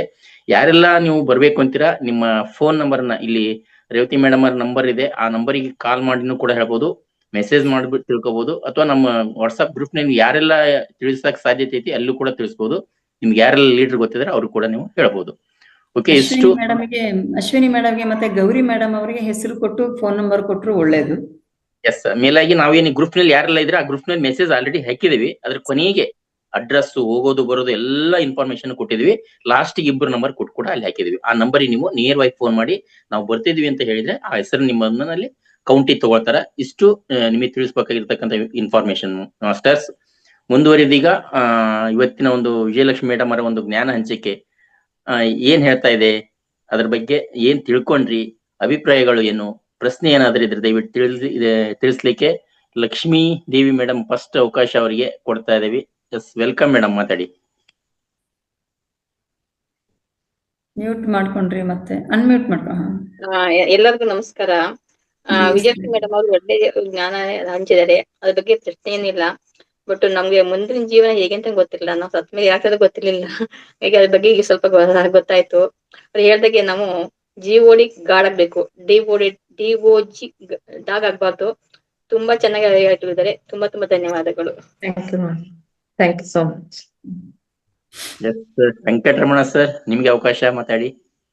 ನಮಸ್ತೆ madam, Vijayalakshmi madam, Revathi madam ಹಾಗೂ ಈ ಅವಕಾಶ ಕೊಟ್ಟಂತ ಸಣ್ಣಗೌಡ್ರಿಗೆ ಅಭಿನಂದನೆಗಳು. ತುಂಬಾ ಒಳ್ಳೆ ಅವಕಾಶ ಕೊಟ್ರೆ, ಯಾಕಂದ್ರೆ ನಮ್ಗಿಂತ ಅವಕಾಶ ಸಿಗೋದು ತುಂಬಾ ಅಪರೂಪ. Vijayalakshmi madam sir, hand raise ಮಾಡಿದವ್ರಿಗೆ ಎಲ್ಲರಿಗೂ ಅವಕಾಶ ಇದೆ. ಅಲ್ಲ, ನಮ್ಗೆ ವಿಜಯಲಕ್ಷ್ಮಿ ಮೇಡಮ್ ಅವರು ಒಂದ್ ರೀತಿ ಈ ಮಾಹಿತಿಗಳ ಸಂಗ್ರಹಣೆ ಮಾಡುವಂತ ಕಣಜ ಇದ್ದಂಗೆ. ಅವ್ರ ಹತ್ರ ಅಂತ ನಾವು ಇಂತ ವಿಷಯಗಳನ್ನ ಪಡಿಬೇಕಾದ್ರೆ ತುಂಬಾ ಅದೃಷ್ಟ ಮಾಡಿದೀವಿ. ಅವರು ಏನನ್ನ ಹೇಳಿದ್ದಾರೆ ಅಂದ್ರೆ ಅದ್ರಲ್ಲಿ ಯಾವ್ದೋ ಒಂದು ಅತಿ ಮುಖ್ಯವಾದಂತ ವಿಷಯಗಳಿರ್ತದೆ ಅಂತ ನಾವೆಲ್ಲ ತಿಳ್ಕೊಂಡಿದ್ವಿ. ನಾವ್ ಇದೇ ಜೀವನ, ಹಿಂದೇನು ಇಲ್ಲ, ಮುಂದೇನೂ ಇಲ್ಲ, ಮೇಲೇನ ಕೆಳಗಡೆನೂ ಇಲ್ಲ ಅಂತ. ಆದ್ರೆ ಇಲ್ಲಿಗೆ ಬಂದ್ಮೇಲೆ ಗೊತ್ತಾಗ್ತಾ ಇದೆ ಒಂದೊಂದೇ ವಿಷಯನು. ಇನ್ನ ನಮ್ ಜೀವನ ಯಾವ್ದೋ ಇದು ಬರೀ ಏನೋ ನಾಮಕಾವಸ್ಥೆ ಬಂದಿದ್ದೀವಿ ಅಂತ ಈಗ ಅರ್ಥ ಆಗ್ತಾ ಇದೆ. ಈಗ ಅರ್ಥ ಮಾಡ್ಕೊಂಡು ಇನ್ನ ತಿಳ್ಕೊಬೇಕಾದ್ರೆ ಇಂಥ ಗುರುಗಳು ನಮ್ಗೆ ತುಂಬಾ ಬೇಕು. ಇಂಥವರಿಂದ ತುಂಬಾ ವಿಷಯ ಬೇಕು. ಮೇಡಮ್ ಅವರೇ, ನಿಮ್ಗೆ ಧನ್ಯವಾದಗಳು. ಆಮೇಲೆ ಥ್ಯಾಂಕ್ ಯು ಮೇಡಮ್. ಇನ್ನೊಂದು ವಿಷಯನ ಇವತ್ತು ಪ್ರಸ್ತಾವನೆ ಮಾಡೋಣ ಅಂತ. ಈಗ ಮೇಡಮ್ ಅವ್ರು ಹೇಳಿದ್ರು ಅಲ್ಲಿಗೆ ಹೋಗ್ಬಿಟ್ಟು ಬರೋಣ ಆರ್ಗ್ಯಾನಿಕ್ ಫಾರ್ಮ್ ಅಂತ, ಅದು ಒಂದು ಮಾಡೋಣ. ಅದ್ರ ಜೊತೆಗೆ ನಾಳೆ ಅಂದ್ರೆ 1ನೇ ತಾರೀಕಿಂದ ನಾಳಿದ್ದು ಮತ್ತೆ ನಮ್ದು 2 ಬ್ಯಾಚ್ ಪ್ರಾರಂಭ ಆಗ್ತಾ ಇದೆ. ಆ 2 ಬ್ಯಾಚಿಗೆ ಎಲ್ಲಾ ಆತ್ಮ ಬಂಧುಗಳು ಆದಷ್ಟು ಹೆಚ್ಚಿನ ಸಂಖ್ಯೆಯಲ್ಲಿ ಭಾಗವಹಿಸ್ಬೇಕು. 11:30ಯಿಂದ 1 ಬ್ಯಾಚ್, 1 ಗಂಟೆ ಧ್ಯಾನ ಇರ್ತದೆ. ಮತ್ತೆ 3 ಗಂಟೆಯಿಂದ 1 ಬ್ಯಾಚ್, ಅಲ್ಲಿ 3/4 ಗಂಟೆ ಧ್ಯಾನ ಮತ್ತೆ ಸ್ವಾಧ್ಯಾಯ ಇರ್ತದೆ. ದಯವಿಟ್ಟು ಎಲ್ಲ ಆತ್ಮ ಬಂಧುಗಳು ಅದನ್ನ ಸದುಪಯೋಗಪಡಿಸ್ಕೋಬೇಕು. ಎಲ್ಲಾರು ತಪ್ಪದೆ ಹಾಜರಾಗಬೇಕು ಅಂತ ಒಂದು ಮನವಿ ಮಾಡ್ಕೊಂಡೋಣ ಅಂತ ಇವತ್ತಿನ ಈ ಒಂದು ಸಮಯದಲ್ಲಿ ತಿಳಿಸ್ತಾ ಇದ್ದೀನಿ. ಎಲ್ಲರಿಗೂ ಅವಕಾಶ ಕೊಟ್ಟಿದ್ದಕ್ಕೆ ಧನ್ಯವಾದಗಳು. Thank you sir. Thank you so much. Thank you sir. ಒಳ್ಳೆ ಮಾಹಿತಿಯನ್ನ ಕೊಟ್ಟಿದ್ದೀರಾ. ನಿಜವಾಗ್ಲೂ ನಾಳೆಯಿಂದ, ಯಾಕಂದ್ರೆ ಸ್ವಲ್ಪ ಗ್ಯಾಪ್ ಬಂದಿತ್ತು, 11:30 ಮತ್ತೆ 3 ಗಂಟೆದು. 1ನೇ ತಾರೀಕಿಂದ ಶುಕ್ರವಾರದಿಂದ 1ನೇ ತಾರೀಕಿಂದ, ಹೌದು, ಶುಕ್ರವಾರದಿಂದ. 31, ಆಮೇಲೆ ಒಂದು ಶುಕ್ರವಾರ 11:00ವರೆಗೆ 1 ಬ್ಯಾಚ್ ಸ್ಟಾರ್ಟ್ ಆಗುತ್ತೆ. 11:15 ಎಂಟ್ರಿ ಆದ್ರೆ ಸಾಕು. ಮತ್ತೆ 3 ಗಂಟೆಗೆ 1 ಬ್ಯಾಚ್. ಇಲ್ಲಿ 1 ಗಂಟೆ ಧ್ಯಾನ 11 ಗಂಟೆ ಬ್ಯಾಚ್ ಅಲ್ಲಿ, 11:30 ಬ್ಯಾಚ್ ಅಲ್ಲಿ, 3 ಗಂಟೆ ಬ್ಯಾಚ್ ಅಲ್ಲಿ 3/4 ಗಂಟೆ ಧ್ಯಾನ ಇರ್ತದೆ. ಇದನ್ನ ಸದುಪಯೋಗ ಪಡಿಸ್ಕೋಬೇಕು ಅಂತ ಒಂದು ಮನವಿ. ಇದಕ್ಕೆ ಕಾರಣಕರ್ತರು ಸೊಣ್ಣೇಗೌಡ್ರು, ಅವರೇ ತಿಳಿಸ್ತಾರೆ ಅನ್ಕೊಂಡಿದ್ದೆ, ಯಾಕೋ ತಿಳಿಸ್ಲಿಲ್ಲ. ಎಲ್ಲರಿಗೂ ಅವಕಾಶ ಇರ್ಲಿ ಅಂತ ಅವರದು. ಎಲ್ಲರೂ ಮಾತಾಡೋಕಿಲ್ಲ ಗುರುವೇ. ಎಸ್, ಅಭಿನಂದನೆಗಳು ತಮಗೆ ಈ ಒಂದು ವಿಷಯವನ್ನ ತಿಳಿಸಿದ್ದಕ್ಕಾಗಿ. ಮಾಸ್ಟರ್ಸ್, ತಮ್ಮೆಲ್ಲ ಗೊತ್ತಿದೆ ಬಹುಶಃ ಯಾರೆಲ್ಲ ಬೆಳಗಿನ ಸೆಷನ್ಗಳು ಕನೆಕ್ಟ್ ಆಗಿರ್ತಾರೆ ಅವ್ರಿಗೆ ಗೊತ್ತಿರುತ್ತೆ. ಗೊತ್ತಿಲ್ಲದವ್ರಿಗೆ ಇದೊಂದು ವಿಷಯ ಗೊತ್ತಿರ್ಲಿ ನಿಮ್ಗೆ. 1ನೇ ತಾರೀಕಿಂದ 21 ದಿನಗಳ ಸ್ವಾಧ್ಯಾಯ ನಡೀತಾ ಇರುತ್ತೆ. ಪ್ರತಿದಿನ 11:00ರಿಂದ 12:00 ತನ. ಅದನ್ನ ಈಗೇನ್ ಮಾತಾಡಿದ್ರಲ್ಲ ವೆಂಕಟರಮಣ ಸರ್, ಅವರೇ ಹ್ಯಾಂಡಲ್ ಮಾಡ್ತಾರೆ. ಅವ್ರಿಗೆ ಅಭಿನಂದನೆಗಳು. ಅದಕ್ಕೆ ಇನ್ವೈಟ್ ಮಾಡ್ತಾ ಇದ್ರು ಅವ್ರು ನಮ್ಮ ಕ್ಲಾಸಿಗೆ ಬರ್ರಿ ಅಂತ ಹೇಳ್ಬಿಟ್ಟು. ನೆಕ್ಸ್ಟ್ ಮಧ್ಯಾಹ್ನ 3 ಗಂಟೆಯಿಂದ 4:30 ತನ 1:00 ಗಂಟೆದ್ದು ಅಲ್ಲೂ ಕೂಡ ಅದೊಂದು ಕ್ಲಾಸ್ ಇರುತ್ತೆ. ಅದನ್ನ ಈಗೇನು ನಮ್ ಕ್ಲಾಸಸ್ಗೆ ಲಿಂಕ್ ಕೊಡ್ತಾ ಇದಾರಲ್ಲ, ಗೀತಾ ನಾಯ್ಕ್ ನಟ್ಟಿ ಮೇಡಮ್ ಅಂತ ಹೇಳಿ ಅವ್ರು ಹ್ಯಾಂಡಲ್ ಮಾಡ್ತಿರ್ತಾರೆ. ಅವರಿಗೆ ಸಹಪಾಠಿಯಾಗಿ ಇಬ್ರು ಕೆಲಸ ಮಾಡ್ತಿರ್ತಾರೆ. ಈ ತರ ಕೆಲಸ ಮಾಡ್ಲಿಕ್ಕೆ ನಮಗೆ ಒಟ್ಟಾರೆ 5 ಸೆಷನ್ ಗಳಲ್ಲಿ ಕೆಲಸ ಮಾಡ್ಲಿಕ್ಕೆ ಸ್ವಯಂ ಸೇವಕರ ಅವಶ್ಯಕತೆ ಐತೆ. ಯಾರೆಲ್ಲ ಎಜುಕೇಟೆಡ್ ಅಂತ ಹಂಗಂತ ಏನ್ ಬಹಳ ಓದ್ಬೇಕಂತೇನಿಲ್ಲ, ಅವ್ರಿಗೆ ಇದನ್ನೆಲ್ಲ ಟೆಕ್ನಾಲಜಿ ಗೊತ್ತಿದ್ರೆ ಸಾಕು. ಮ್ಯೂಟ್ ಮಾಡೋದು, ಅನ್ಮ್ಯೂಟ್ ಮಾಡೋದು, ಹ್ಯಾಂಡ್ಲೋ ಮಾಡಿಸೋದು, ಅವ್ರಿಗೆ ಮಾತಾಡ್ಲಿಕ್ಕೆ ಅವಕಾಶ ಕೊಡೋದು, ಈ ತರ ಮಾಡ್ತಕ್ಕಂಥ ಒಂದು ವ್ಯವಸ್ಥೆ ಗೊತ್ತಿದ್ರೆ ಸಾಕು. ಅಂತವ್ರು ನಮಗೆ ಅವಶ್ಯಕತೆ ಇದೆ. ಯಾರೆಲ್ಲ ನೀವು ಮುಂದ್ ಬರ್ತೀರಾ, ಇದು ಕೂಡ ಸೇವೆನೆ. ಪತ್ರಿಜಿ ಹೇಳಿದ್ದಾರೆ, ಜ್ಞಾನ ತಗೊಳ್ರಿ, ಧ್ಯಾನ ಮಾಡ್ರಿ, ಪ್ರಚಾರ ಮಾಡ್ರಿ ಅಂತ ಹೇಳಿ. ಈ ತರ ಪ್ರಚಾರ ಮಾಡೋದು ಕೂಡ ನಿಮ್ಮಿಂದ ಆಗ್ಲಿ ಅಂತ ಹೇಳ್ತಾ ಮಾತಾಡಿದಂತ ಎಲ್ಲರೂ ಕೂಡ ವಂದನೆಗಳು. ಮೇಡಮ್, ಯಾರ್ದು ಪ್ರಶ್ನೆ ಅಥವಾ ಅನಿಸಿಕೆ ಇಲ್ಲದಕ್ಕೆ ನಾನೇ ನಿಮ್ಗೆ ಕೆಲವೊಂದಿಷ್ಟು ಪ್ರಶ್ನೆ ಕೇಳಲಿಕ್ಕೆ ಇಷ್ಟಪಡ್ತೀನಿ. ವಿಜಯಲಕ್ಷ್ಮಿ ಮೇಡಮ್, ಹೌದು, ತಾವು ಶಿಕ್ಷಕಿಯರಾಗಿದ್ದು ಕ್ಲಾಸಿಗೆ ಹೆಂಗ್ ಪ್ರಿಪರೇಷನ್ ಮಾಡ್ಕೋತೀರಾ, ಕ್ಲಾಸ್ ಹೆಂಗ್ ಮಾಡ್ತೀರಾ, ಹುಡುಗರು ಹೋಮ್ವರ್ಕ್ ಹೆಂಗ್ ಮಾಡಿಸ್ತೀರಾ, ಅವ್ನ ಯಾವಾಗ ಚೆಕ್ಅಪ್ ಮಾಡ್ತೀರಾ, ಮತ್ ನಾಳಿದ್ಕೆ ಹೆಂಗ್ ಪಿಕಪ್ ಆಗ್ತೀರಾ, ಅದ್ರ ಜೊತೆ ಮನೆ ಕೆಲಸ ಯಾವಾಗ ಮಾಡ್ಕೊಳ್ತೀರಾ, ಮೇಲ್ ಇಷ್ಟೊಂದು ಜ್ಞಾನಾರ್ಜನೆ ಯಾವಾಗ ಮಾಡ್ತೀರಾ ನೀವು, ಹೆಂಗ್ ಟೈಮ್ ಸಿಗುತ್ತೆ ನಿಮ್ಗೆ? ರಾತ್ರಿ ಸಮಯ ಓದ್ಕಂತೀನಿ ಸರ್. ಮುಂಚಿತವಾಗಿ ಬುಕ್ ಅನ್ ಪೂರ್ತಿ ಟಾಪಿಕ್ ಕೊಡೋದ್ಕಿಂತ ಮುಂಚಿತವಾಗಿ ನಾವು ಓದಿದ್ದ ಟಾಪಿಕ್ ಅನ್ನೇ ನಾನು ಇಂಥದ್ ಕೊಡ್ತೀನಿ ಅಂತ ಒಪ್ಕೋತೀನಿ ಸರ್. ಅಂದ್ರೆ ಒಪ್ಕೊಂಡ್ಮೇಲೆ ಓದ್ಕೊಳಲ್ಲ ಸರ್, ಮೊದ್ಲೇ ಓದ್ಕೊಂಡಿದ್ದು ಒಪ್ಕೋತೀನಿ ಸರ್ ನಾನು. ಅದಕ್ಕೋಸ್ಕರ ನೀವೆಲ್ಲ ಮೋಸ್ಟ್ಲಿ ರ್ಯಾಂಕ್ ಪರ್ಸೆಂಟೇಜ್ ನೊಳಗ ರ್ಯಾಂಕ್ ಸ್ಟೂಡೆಂಟ್ಸ್ ಅಂತ ಹೇಳಕ್ ಇಷ್ಟಪಡ್ತೇನೆ. ಯಾಕಂದ್ರೆ ಅವ್ರು ಮೆಂಟಾಲಿಟಿನ ಹಂಗಿರ್ತಾರೆ, ಅಷ್ಟು ಪ್ರಿಪರೇಷನ್ ಆಗಿರ್ತಾರೆ. ನಾವೆಲ್ಲ ನಾಳೆ ಎಕ್ಸಾಮ್ ಅಂದ್ರೆ ಇವತ್ತು ದಿವಸ ಓದಂತಾರ ನಾವು, ಹಂಗೆ ಏನಿಲ್ಲ ಸರ್, ಎಲ್ಲರೂ ಪ್ರಯತ್ನದ ಹಾದಿಯಲ್ಲಿ ಇದ್ದೀವಿ ಅಷ್ಟೇ. ನಿಜಕ್ಕೂ ಇನ್ನೊಂದೇನಂದ್ರೆ ಅವರು ಬಹಳ ಸಮಯದಿಂದ ಈ ಒಂದು ಧ್ಯಾನ ಮತ್ತೆ ಈ ಒಂದು ಜ್ಞಾನ ಹಂಚಿಕೆಯಲ್ಲಿ ಇದ್ದಾರೆ. ಈಗಲ್ಲ, ಈಗ ಸೇರ್ಕೊಂಡಿಲ್ಲ ಅನ್ಸುತ್ತೆ. ಇಲ್ಲ ಮೇಡಮ್, ಇಲ್ಲಿ ಮಹಾವತಾರಿಂದಾನೇ ಸ್ಟಾರ್ಟ್ ಮಾಡಿರೋದು ಜ್ಞಾನ ಹಂಚಿಕೆನ.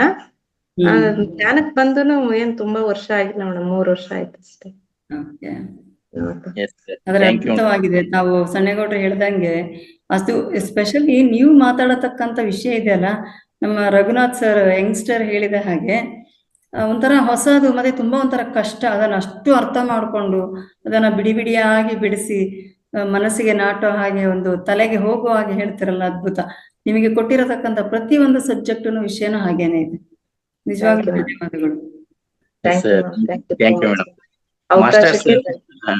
ಒಂದು ರಿಕ್ವೆಸ್ಟ್ ಎಲ್ಲ ಮಾಸ್ಟರ್ಸ್ ಗಳಲ್ಲಿ, ಸ್ನೇಹಿತರೆ, ಪ್ರತಿದಿನ ನಮ್ಮದು 9 ಗಂಟೆಗೆ ಸ್ಟಾರ್ಟ್ ಆದ್ರೆ ಅರ್ಧ ಗಂಟೆ ಅಥವಾ 40 ನಿಮಿಷ ಧ್ಯಾನ ಮುಗಿತ್ತೆ. ಸಂಗೀತ ಧ್ಯಾನ 10 ನಿಮಿಷ, ಮೌನ ಧ್ಯಾನ ಮುಗಿದ್ಮೇಲೆ ಈ ತರ ಪ್ರತಿದಿನ ಜ್ಞಾನ ಹಂಚಿಕೆ ಇರುತ್ತೆ. ಇದಾದ್ಮೇಲೆ ಈ ವಿಷಯನ ಕುರಿತು ನಾವು ಅನಿಸಿಕೆ ಅಭಿಪ್ರಾಯಗಳಿಗೆ ಒಂದು 15ರಿಂದ 20 ನಿಮಿಷ ಸ್ಪೆಂಡ್ ಮಾಡ್ತಾ ಇದೇವೆ. ಈ ತರ ಸ್ಪೆಂಡ್ ಮಾಡೋದು ಬೇಕಾ ಬೇಡವಾ? ಯಾಕಂದ್ರೆ ಇಲ್ಲಿ ಯಾರು ಕೂಡ ಅಭಿಪ್ರಾಯನೂ ಹೇಳ್ತಾ ಇಲ್ಲ, ಕ್ವಶನ್ ಕೇಳ್ತಾ ಇಲ್ಲ. ಅಂದಾಗೆ ನಾವೇ ಮಾತಾಡ್ದಂಗಾಗತ್ತೆ. ಅದಕ್ಕೆ ನಿಮ್ಗೆ ಈ ಟೈಮ್ ಅನ್ನ ಹಾಕ್ಬೇಕಾ ಹಾಕ್ಬೇಡ, ದಯವಿಟ್ಟು ಆತರ ಯಾರಾದ್ರೂ ಬೇಡ ಅಂದ್ರೆ ಸ್ವಾಧ್ಯಾಯ ಮುಗಿದ ತಕ್ಷಣ ಸೆಷನ್ ಕ್ಲೋಸ್ ಮಾಡ್ಬಿಡ್ಬೋದು. ಧ್ಯಾನ ಮಾಡಿ ಸ್ಟಾರ್ಟಿಂಗ್ ಮೇಡಮ್ ಹೇಳಿದ್ರು ಜ್ಞಾನ ಹಂಚಿಕೆನ ಮೊದ್ಲು ಇರ್ಲಿ ಅಂತ ಹೇಳಿದ್ರು. ಹಂಗ್ ಮಾಡಿದ್ರೆ ಚೆನ್ನಾಗಿರ್ತಿತ್ತು ಸರ್. ಎಲ್ಲರೂ ನಿದ್ರೆಗ್ ಜಾರ ಟೈಮ್ ಅಲ್ಲ, ನಿದ್ರೆ ಜಾರ. ನಾವ್ ಅದನ್ನೇ ಅನ್ಕೊಂಡಿದ್ವಿ. ದಿನಗಳಲ್ಲಿ ನಾವು ಅದನ್ನೇ ಮಾಡಿರ್ತೀವಲ್ಲ, ಅನುಭವಕ್ಕೆ ಬಂದಿರ್ತದೆ ಅಷ್ಟೇ ಸರ್. ಕೇಳ್ತಂಗೆ ಆಯಾಸ ಆಗಿರ್ತಾರೆ, ಧ್ಯಾನ ಮಾಡಿದ ತಕ್ಷಣ ನಿದ್ರೆಗೆ ಒಳಗಾಗ್ತಾರೆ ಅಂತ ಅಭಿಪ್ರಾಯ. ನಾವು ಫಸ್ಟ್ ಅದನ್ನೇ ಅನ್ಕೊಂಡಿದ್ವಿ. ಆಗುತ್ತೆ ಅಷ್ಟೇ ಸರ್. ಅದಕ್ಕೇನ್ ಇದಿರಲ್ಲ ಸರ್. ನಾವು ವಿಷಯ ತಿಳಿಸೋದ ಯಾರಿಗೆ ಬೇಕಾಗಿರುತ್ತೋ ಆಗ ಅವ್ರಿಗೆ ಹೋಗಿ ತಲುಪುತ್ತೆ ಅಷ್ಟೇ ಸರ್. ಆಮೇಲೆ ಇದು ಹಾಕಿದ್ದಾರೆ, ಲಿಂಕ್ ಹಾಕಿದ್ದಾರೆ, ನಿನ್ನೆದು ಮೊನ್ನೆದು ವಿಡಿಯೋಗಳು. ದಯಮಾಡಿ ಎಲ್ಲರೂ ಲೈಕ್ ಮಾಡಿ, ಕಾಮೆಂಟ್ಸ್ ಅನ್ನ ಹಾಕಿ, ಮತ್ತೆ ಅದೆರಡು ಹಾಕಿದ್ಮೇಲೆ ಎಸ್ ಅಂತ ಹೇಳ್ತಕ್ಕಂತ ಒಂದು ಮಾಹಿತಿಯನ್ನ ನೀಡಿ ಅಂತ ಕೇಳ್ಕೊಳ್ತೇನೆ. ಇದು ನಮ್ಮ ಪ್ರತಿನಿತ್ಯದ ಕರ್ತವ್ಯ. ಹಾಗೇನೆ ಇವತ್ತೂ ಬಂದಿದೆ. ದಯಮಾಡಿ ಎಲ್ಲರೂ ಓಪನ್ ಮಾಡಿ ಅದಕ್ಕೆ ಒಂದು ಲೈಕ್ ಕೊಡಿ. ಮಲ್ಲಪ್ಪ ಅರ್ಬಾವಿ ಅವ್ರು ಬಂದಿದ್ದಾರೆ. ಅಲ್ಕಂತಪುರದಲ್ಲಿ ವೆಂಕಟರಮಣ ಸರ್ ಮತ್ತೆ ಎಂಟ್ರಿ ಆಗಿದ್ದಾರೆ. ಹೇಳಿ ಸರ್, ಏನ ಶಾರ್ಟ್ ಆಗಿ. ಏನಿಲ್ಲ, ಕ್ವಶನ್ ಕೇಳಲಿಲ್ಲ ಅಂದ್ರೆ ಅವ್ರ ಬರುವಂತ ಅನುಮಾನಗಳು ಸಾಲ್ವ್ ಮಾಡೋದಕ್ಕೆ ಆಗೋದಿಲ್ಲ, ಅವರಲ್ಲೇ ಉಳ್ದೋಗುತ್ತೆ. ಅದಕ್ಕೆ ಪ್ರಾರಂಭದಲ್ಲಿ ನಾವು ಸ್ವಾಧ್ಯಾಯ ಮಾಡಿ ಅದರಲ್ಲಿ ಸ್ವಲ್ಪ ಒಂದು ಕ್ವಶನ್ ಕೇಳಿ ಕರೆಕ್ಟ್ ಆಗಿ ಅರ್ಧ ಗಂಟೆ ಉಳಿಸ್ಕೊಂಡು ಧ್ಯಾನ ಮಾಡಿದ್ರೆ ಒಳ್ಳೇದೇನೋ ಅಂತ ಅನಿಸ್ತಾ ಇದೆ ಮೇಡಮ್. ಯಾಕಂದ್ರೆ ಇಲ್ಲಿರೋರು ಎಲ್ಲಾನು ನಮಗ್ ಬೇಕು, ಈ ಒಂದು ಸಮಯದಲ್ಲಿ ನಮ್ಗೆ ಧ್ಯಾನ ಮಾಡೋದಕ್ಕೆ ಸಮಯ ಕೊಡಿ, ಇದು ಸೆಷನ್ ಸ್ಟಾರ್ಟ್ ಮಾಡಿ ಅಂತ ಕೇಳಿದವರು ಎಲ್ಲ ಇದಾರೆ ಇದರಲ್ಲಿ. ನೋಡಿದೆ ಅವಲ್ಲ ಹೆಸರುಗಳು ಪ್ರಾರಂಭ ಮಾಡಿರುವುದು. ಇದು ಒಂದು ಬೇಡಿಕೆ ಪ್ರಾರಂಭ ಆಗಿದ್ದು. ಈಗ ನಾವೇನ್ ಟೈಮು ಮಾಡ್ಬೇಕಂದ್ರೆ ಕೆಲಸ ಎಲ್ಲ ಮುಗಿಸ್ಕೊಂಡ್ ಬರ್ತಾರೆ ಆರಾಮವಾಗಿ. ನಮ್ಗೆ ಇಲ್ಲ ಅಂದ್ರೆ ಧ್ಯಾನ ಸಿಗಲ್ಲ, ಜ್ಞಾನ ಸಿಗಲ್ಲ. ಬೇಕು ಅಂತ ಹೇಳ್ತಕ್ಕಂಥ ಬೇಡಿಕೆಯಲ್ಲಿ ಈ ಒಂದು ಟೈಮ್ ಅನ್ನ ಫಿಕ್ಸ್ ಮಾಡಿ ಇದನ್ನ ನಡೆಸ್ತಾ ಇರತಕ್ಕಂಥದ್ದು. ಫಸ್ಟ್ ಮಾಡಿ ಆನಂತರ ನಾವು ಧ್ಯಾನಕ್ಕೆ ಹೋದ್ರೆ ಒಳ್ಳೇದೇನೋ ಅಂತ ಅನಿಸ್ತಾ ಇದೆ ಮೇಡಮ್. ಇರ್ಲಿ ಅಲ್ವಾ? ನೋಡುವ ಅಭಿಪ್ರಾಯ ಏನ್ ಬರುತ್ತೆ ಅದ್ರ ಮೇಲೆ ಶ್ರೀಮಂತ ಸರ್. ಧನ್ಯವಾದಗಳು. ಎಸ್ ಮಲ್ಲಪ್ಪ ಅರ್ಬಾವಿ ಅವರೇ ಮಾತಾಡಿ. ಹಾ ನಾನು ಶೈಲಜಾ ಮಾತಾಡ್ತಾ ಇರೋದು, ಅವ್ರ ಮೊಬೈಲ್ ಮಾತಾಡ್ತಾ ಸರಿ ಮಾಡಿ ಮಾಡ್ತಾ ಇರೋ ಡಿಸ್ಕಸ್ ಇವಾಗ. ಈಗ ಸರ್ ಕೇಳಿದ್ರಲ್ಲ ಸನ್ನೇಗೌಡ ಸರ್, ಅದು ಒಂಥರ ಒಳ್ಳೇದೇ ಮೇಡಮ್. ಇಲ್ಲಿ ಅಭಿಪ್ರಾಯ ಹೇಳುವಾಗ ಪ್ರಶ್ನೆ ಉತ್ತರ ಎರಡೂ ಸಿಗುತ್ತೆ ಅಲ್ಲ. ಎಷ್ಟೋ ಇಲ್ಲಿಯೂ ನಾವು ಎಷ್ಟೋ ತಿಳ್ಕೊಳ್ಳೋದಿದೆ. ಯಾಕಂದ್ರೆ ಏನು ಅಂದ್ರೆ ಗೊತ್ತಾಗುತ್ತೆ. ಒಂದು 10-15 ನಿಮಿಷ ಇದು ಟೈಮ್ ತಗೊಳ್ಳೋದು ಬೆಟರೇ. ಬಟ್ ಇವಾಗ ನನ್ಗೆ ಏನ್ ಅನಿಸ್ತು ಅಂದ್ರೆ ಮೇಡಮ್, ಇಲ್ಲಿ ಧ್ಯಾನ ಫಸ್ಟ್ ಒಂದು ಜ್ಞಾನ ಹಂಚಿಕೆ ಆದ್ಮೇಲೆ ಧ್ಯಾನ ಮಾಡಿದ್ರೆ, ಈಗ ವೆಂಕಟರಮಣ್ ಸರ್ ಹೇಳ್ದಂಗೆ ಆಮೇಲೆ ಅವ್ರು ನಿದ್ದೆಗೆ ಜಾರೋದು ಅಂದ್ರೆ ಎಲ್ಲಾರ್ದು ಬೆಳಗ್ಗೆಯಿಂದ ಕೆಲಸದಲ್ಲಿ ಟಯರ್ಡ್ ಆಗಿರುತ್ತೆ. ಧ್ಯಾನ ಮಾಡಿದ್ಮೇಲೆ ಕಾಮ್ನೆಸ್ ಬರುತ್ತೆ, ನಿದ್ದೆ ಹೋಗ್ಬಹುದಲ್ವಾ. ಅದು ಒಂದು ಆತರ ಮುಂದಿನ ಇದ್ರಲ್ಲಿ ಮಾಡಬಹುದೇನೋ ಅಂತ ಒಂದು ಅನಿಸಿಕೆ ಬಂತು ಮೇಡಮ್, ಅದನ್ನ ಶೇರ್ ಮಾಡ್ಕೊಂಡೆ. ಅಲ್ಲ, ಈ ಅಭಿಪ್ರಾಯ ನಮಗೆ ಮೊದ್ಲೇ ಇತ್ತು ಆಕ್ಚುಲಿ. ಓಕೆ. ಆಮೇಲೆ ವಿಜಯ ಮೇಡಮ್ದು ಒಂದು ಟಾಪಿಕ್ ಬಗ್ಗೆ ಮಾತಾಡ್ಲೇಬೇಕು, ಬಹಳ ಚೆನ್ನಾಗಿತ್ತು. ಯಾಕಂದ್ರೆ ಅದು ಫಸ್ಟ್ ನಾವು ಡಿಸ್ಕಸ್ ಮಾಡಿದ್ವಿ ಅನ್ಸುತ್ತೆ ಮೇಡಮ್, ರೇವತಿ ಮೇಡಮ್. ಅದು ಮೇಲೆ ಹೇಗಿದೆಯೋ ಕೆಳಗೆ ಆಗಿದೆ ಅಂದ್ರೆ ಏನು ಹೊಸ ಸಬ್ಜೆಕ್ಟ್ ಅನಿಸ್ತು ನಮ್ಗೆ ಅವಾಗ. ಬಟ್ ಈಗ ಅವ್ರು ಮೇಡಮ್ ತುಂಬಾನೇ ನೀಟಾಗಿ ಅದನ್ನ ಯಾವ ತರ ಹೇಳಿದ್ರು ನೋಡಿ, ಅದು ಎಷ್ಟು ಚೆನ್ನಾಗಿದೆ ಅಂದ್ರೆ ನಾವು ಹೋದ್ಮೇಲೇನೋ ಅದು ಯಾವ ತರ ಬರುತ್ತೆ, ಇದ್ದಾಗ ಹೆಂಗೆ ನಡ್ಸ್ಕೋಬೇಕು ಜೀವನನ ಅಂತ ಬಹಳ ಸುಸೂತ್ರವಾಗಿ ಹೇಳಿದ್ರಿ ಮೇಡಮ್. ತುಂಬಾ ಧನ್ಯವಾದಗಳು ವಿಜಯಲಕ್ಷ್ಮಿ ಮೇಡಮ್. ಕಡೆಯಿಂದ ಎಷ್ಟು ಅಲ್ಲಿ ರಿಸರ್ವ್ ಮಾಡಿ ಬಂದಿದ್ದೇವಲ್ಲ, ಆ ರಿಸರ್ವ್ ಮಾಡಿದ ಮೇಲೆ ನಾವು ಹೋಗುವಾಗ ಸಹ ನೆಮ್ಮದಿಯಿಂದ ಪ್ರೀತಿಯಿಂದ ಹೋಗ್ಬೇಕು, ಅಲ್ಲಿ ಸಹ ಹಾಗೆ ಇರ್ಬೇಕು ಅಂತ ಹೇಳ್ಕೊಂಡು. ಹೌದು ಮೇಡಮ್, ತುಂಬಾ ಬಹಳ ನೀಟಾಗಿ ಹೇಳ್ಕೊಟ್ರು. ಅವ್ರ ಕಡೆಯಿಂದ ಇನ್ನಷ್ಟು ನಾವು ಇದೆಲ್ಲ ಕೇಳ್ಕೋಬೇಕು. ಜನ್ಮ ಸಾವಿನ ನಂತರದ್ದು ಸುಮಾರು ಏನೇನ್ ಅವ್ರು ಮಾಡ್ಕೊಂಡು ನಮ್ಗೆ ಹೇಳ್ತಾರೆ, ಅದೆಲ್ಲ ನಮಗೂ ಇನ್ನ ಬೇಕು ಇವೆಲ್ಲ ಜ್ಞಾನಗಳು. ತುಂಬಾ ಚೆನ್ನಾಗಿತ್ತು ವಿಜಯಲಕ್ಷ್ಮಿ ಮೇಡಮ್, ತುಂಬಾ ಧನ್ಯವಾದಗಳು. Thank you so much. Thank you madam. ದಯವಿಟ್ಟು ಉಳಿದವರು ಅನಿಸಿಕೆಗಳನ್ನ ಅಭಿಪ್ರಾಯಗಳನ್ನ ಹೇಳಿ. ಲಿಂಕ್ ಮತ್ತೊಂದ್ಸರಿ ಹಾಕಿದರೆ ನಮ್ಮ ರಂಗನಾಥ್ ಸರ್ ಅವರು, ರಾಘು ಅವರು, ದಯವಿಟ್ಟು ಅದಕ್ಕೆ ಲೈಕ್ ಕೊಡಿ. ಎಸ್ ಅಂತ ಹಾಕಿದ್ದೀನಿ ಲಿಂಕ್ ನೋಡಿ. ಥ್ಯಾಂಕ್ ಯು ಅವರೇ. ಎಸ್, ನಾನು ಒಂದಿಬ್ಬರನ್ನ ಚೂಸ್ ಮಾಡ್ಲಿಕ್ಕೆ ಇಷ್ಟಪಡ್ತೀನಿ. ದಯವಿಟ್ಟು ಎಲ್ಲರೂ ಅಲರ್ಟ್ ಆಗಿರಿ. ನಾ ಯಾರು ಹೇಳ್ತೀನಿ ಅವ್ರು ದಯವಿಟ್ಟು ಏನ್ ಅನಿಸಿಕೆಗಳನ್ನ ಹೇಳಿ. ಕ್ಲಾಸ್ ಚೆನ್ನಾಗಿತ್ತು, ವಿಜಯಲಕ್ಷ್ಮಿ ಹೇಳೋರ್ ಭಾಷೆ ನಮ್ಗೆ ಅರ್ಥ ಆಗಲ್ಲ ಅಂತನಾದ್ರು ಹೇಳಿ. ಕಡೆಗೆ ಚೆನ್ನಾಗಿದೆ ಭಾಷೆ, ಒಳ್ಳೆ ಅರ್ಥ ಆಗ್ತೈತಿ ಅಂತ ಅದನ್ನೇ ಹೇಳುದು. ಅರ್ಥ ಆಗ್ಲಿಲ್ವಾ, ಅರ್ಥ ಆಗಿಲ್ಲ ಅಂತಾನು ಹೇಳಿ. ಯಾಕಂತಂದ್ರೆ ನಾವು ರಿಪೀಟ್ ಮಾಡ್ತೇವೆ ಎಲ್ಲ ಕ್ಲಾಸ್ ನಲ್ಲಿ ಸಹ. ಯಾಕಂತಂದ್ರೆ ಅವಾಗ ಮಾತ್ರ ನಮಗೆ ಅದು ಅರ್ಥ ಆಗುದು. ಲಾಸ್ಟ್ ಇದಾರೆ ವೀಣಾ HS ಅಂತ ಹೇಳಿ, ಅವ್ರಿಗೆ ಅಡ್ಮಿಟ್ ಕೊಡ್ತಾನೆ. ಅಲರ್ಟ್ ಆಗಿ ಮೇಡಮ್ ಮಾತಾಡಿ. ವೀಣಾ HS ಲಾಸ್ಟ್ ಇದಾರೆ ಮೇಡಮ್, ನೀವು ಕೊಡಿ. ವೀಣಾ HS ವಿಡಿಯೋ ಆನ್ ಆಗಿದೆ ಅವ್ರದ್ದು. Yes, welcome madam. ಚೆನ್ನಾಗಿದೆ. ನಮಸ್ತೆ ಮೇಡಮ್. ನಮಸ್ತೆ. Very nice. ಮಾತಾಡಿ, ಹೇಳಿ. ಚೆನ್ನಾಗಿತ್ತು ಎಲ್ಲ. ಇದು ಒಂದ್ಸರಿ ನಾನು ಕೇಳಿದ್ದೆ, ಇದು 2ನೇ ಸತಿ ಇದು ಕೇಳ್ತಾ ಇರೋದು. ತುಂಬಾ ಇನ್ನು ಆಳವಾಗಿ ಹೋಗ್ತಾ ಇದೆ. ತುಂಬಾ ಚೆನ್ನಾಗಿತ್ತು. 2ನೇ ಸಲ ಕೇಳಿದಾಗ ನಿಮಗೆ ಬೋರ್ ಅನ್ನಿಸ್ತಾ ಅಥವಾ ಚೆನ್ನಾಗಿದೆ ಅನ್ಸುತ್ತಾ? ಚೆನ್ನಾಗಿದೆ ಮೇಡಮ್, ಇನ್ನೂ ಅನುಭವ ಜಾಸ್ತಿ ಆಗುತ್ತಲ್ವಾ. ಒಂದು ಸಲಕ್ಕೆ ಯಾರಿಗೂ ಅರ್ಥ ಆಗುದಿಲ್ಲ. ಹೇಳಿ ಮ್ಯಾಮ್. 2-3 ಸರಿ ಕೇಳ್ಕಂತ ಇದ್ರೆ ಅನುಭವ ಜಾಸ್ತಿ ಆಗುತ್ತೆ. ವಿಡಿಯೋ ಕೇಳ್ತಾ ಇರ್ತೀವಿ ನಾವು, ಒಂದ್ಸತಿ ಎಲ್ಲ 2-3 ಸತಿ ಕೇಳ್ಕಂತ ಇರ್ತೀವಿ. ಚೆನ್ನಾಗಿತ್ತು madam. Thank you so much. Thank you. Yes, ಮುಂದಿನ ತಯಾರಿ ಶ್ಯಾಮಲಾ ಮೇಡಮ್, ನಿಮಗೆ ಅನ್ಮ್ಯೂಟ್ ಕೊಡ್ಲಾಗಿದೆ, ಮಾತಾಡಿ ಮೇಡಮ್. ಶ್ಯಾಮಲಾ ಮೇಡಮ್ ಅನ್ಮ್ಯೂಟ್ ಮಾಡ್ಕೊಳ್ಳಿ ಮೇಡಮ್. ಮಾಡ್ಕೊಳ್ಳಿ. ನಮಸ್ಕಾರ. ವಿಜಯಲಕ್ಷ್ಮಿ ಮೇಡಮ್ ಚೆನ್ನಾಗಿ ಹೇಳಿದ್ರು. ನಮ್ಗೆಲ್ಲ ಅಷ್ಟು ಅರ್ಥ ಆಗಲ್ಲ, ಇನ್ನೊಂದೆರಡು ಸರಿ ಕೇಳ್ಬೇಕ. ಚೆನ್ನಾಗಿದೆ. ಸ್ವಲ್ಪ ಅರ್ಥ ಆಯ್ತಲ್ವಾ? ಮುಂದಿನದನ್ನ ಇನ್ನು ಮತ್ತೆ ಅವ್ರದ್ದು ವಿಡಿಯೋ ಬರ್ತದೆ ನಾಳೆಗೆ. ಅವಾಗ ಮತ್ತೆ ಮುಂದಿನ ಮ್ಯಾಚ್ ಅಲ್ಲಿ ಮತ್ತೆ ನಾವು ಅದನ್ನ ಹೇಳಿಸ್ತೇವೆ. ಯಾಕಂದ್ರೆ ನೀವು ಒಬ್ರೇ ಅಲ್ಲ ತಿಳಿಯದವರು, ನಾವೆಲ್ಲರೂ ಆ ಪಟ್ಟಿಯಲ್ಲಿ ಇದ್ದೇವೆ. ತುಂಬಾ ಚೆನ್ನಾಗಿ ಅರ್ಥ ಮಾಡ್ಕೊಳ್ಳಿಕ್ಕೆ ಇನ್ನು ನಾವೆಲ್ಲ ಆ ಪಟ್ಟಿಯಲ್ಲಿ ಇದ್ದೇವೆ, ಅದಕ್ಕೋಸ್ಕರ. ಎಸ್, ನೆಕ್ಸ್ಟ್ ಮುಂದಿನ ಸರಸ್ವತಿ ಮೇಡಮ್ ಅಲರ್ಟ್ ಆಗಿರ್ರಿ, ನಿಮಗೆ ಅವಕಾಶ ಈಗ. Saraswati madam. Saraswati ma'am.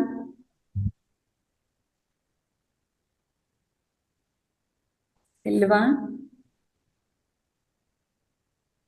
Unmute ಕೊಟ್ಟಿದ್ದೀನಿ ಮೇಡಮ್ ಅವ್ರಿಗೆ. ಇದ್ದೀರಾ? ಹಾ ಸರ್. ಇದ್ದಾರಾ? ಇಲ್ಲ ಅನ್ಸುತ್ತೆ. ಸಂದೀಪ್ ಸರ್ ಹ್ಯಾಂಡ್ ರೈಸ್ ಮಾಡಿದ್ದಾರೆ ನೋಡಿ. ಸುಭದ್ರ ಮೇಡಮ್, ಸಂದೀಪ್ ಸರ್ ಇಬ್ರು ಇದ್ದಾರೆ. ಸಂದೀಪ್ ಸರ್ಗೆ ಕೊಡಿ. ಹಾ ಕೊಟ್ಟಿದ್ದೀನಿ ಸರ್, ಅನ್ಮ್ಯೂಟ್ ಮಾಡ್ಕೊಳ್ಳಿ. ಮ್ಯಾಮ್ ನಮಸ್ತೆ. ನಮಸ್ತೆ ಸರ್. ನಮಸ್ತೆ. ನಮಸ್ತೆ. ಸಣ್ಣೇಗೌಡ್ರಿಗೆ ನಮಸ್ತೆ. ಓಕೆ. ಹಾ ಮೇಡಮ್, ವಿಜಯಲಕ್ಷ್ಮಿ ಮೇಡಮ್ ಚೆನ್ನಾಗಿತ್ತು ಕ್ಲಾಸು, ತುಂಬಾ ಸೂಪರ್ ಆಗಿ ಮಾಡಿದ್ರಿ. ಡೈಮೆನ್ಷನ್ ಅಂದ್ರೆ 5th ಡೈಮೆನ್ಷನ್ 4th ಡೈಮೆನ್ಷನ್ ಅಂತ ಹೇಳ್ತೀವಲ್ಲ, ಅದು ಡೈಮೆನ್ಷನ್ ಅಂದ್ರೆ ಏನ್ ಮೇಡಮ್? ನಿನ್ನೆ ಗೌರಿ ಮೇಡಮ್ ಇದ್ರಲ್ಲಿ ಹೇಳಿದ್ರಲ್ಲ ಸರ್, ಭೂಮಿ 3rd ಡೈಮೆನ್ಷನ್ ಅಂತ ನಾವು ವೈಜ್ಞಾನಿಕವಾಗಿ ಈ ತರನಾಗಿ ನೋಡ್ತೇವಿ. ಅಲ್ಲಿ ಇರ್ತಕ್ಕಂತ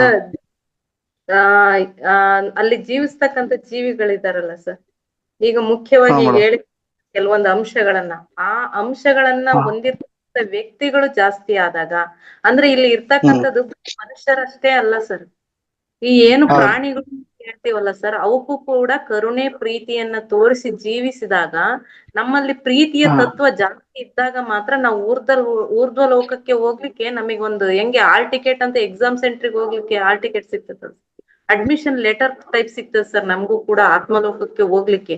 ಆ ಪ್ರೀತಿಯ ತತ್ವ ಅಂತಕ್ಕಂಥದ್ದು ಜಾಸ್ತಿ ಆಗಿರ್ಬೇಕು.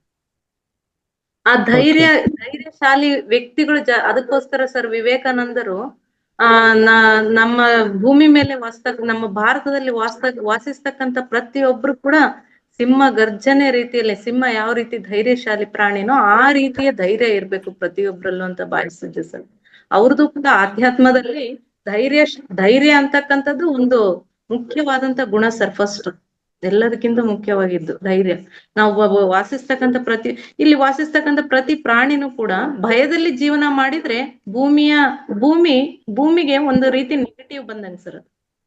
ಅದೇ ಪ್ರಾಣಿ ಧೈರ್ಯದಿಂದ ಜೀವನ ಮಾಡಿದ್ರೆ, ಯಾರದೇ ಭಯ ಇಲ್ದಲೆ ಜೀವನ ಮಾಡಿದ್ರೆ, ಮತ್ತೆ ಪ್ರೀತಿ ಪೂರ್ವಕವಾಗಿ ಜೀವನ ಮಾಡಿದ್ರೆ, ಅದರಿಂದ ಡೈಮೆನ್ಷನ್ಗಳು ಚೇಂಜ್ ಆಗ್ತದೆ ಸರ್. ನಾವು ಇಡೀ ಭೂಮಂಡಲದಲ್ಲಿ ಏನು ವಾಸಿಸ್ತೀವಲ್ಲ ಸರ್, ಆ ಜನದಲ್ಲಿ ಬರೀ 8% ಜನ ಈ ರೀತಿಯಾಗಿ ಧೈರ್ಯ, ಪ್ರೀತಿ, ತಾಳ್ಮೆ, ಸತ್ಯ, ಸಂತೃಪ್ತ ಭಾವನೆಯಿಂದ ಅಷ್ಟು % ಜನ ನಮ್ಮಲ್ಲಿ ಜೀವನ ಮಾಡಕ್ ಪ್ರಾರಂಭ ಮಾಡಿದ್ರೆ ಸಾಕನ್ ಸರ್, ತಕ್ಷಣನೇ ಭೂಮಿಯ ಡೈಮೆನ್ಷನ್ ಚೇಂಜ್ ಮಾಡುತ್ತಂತೆ.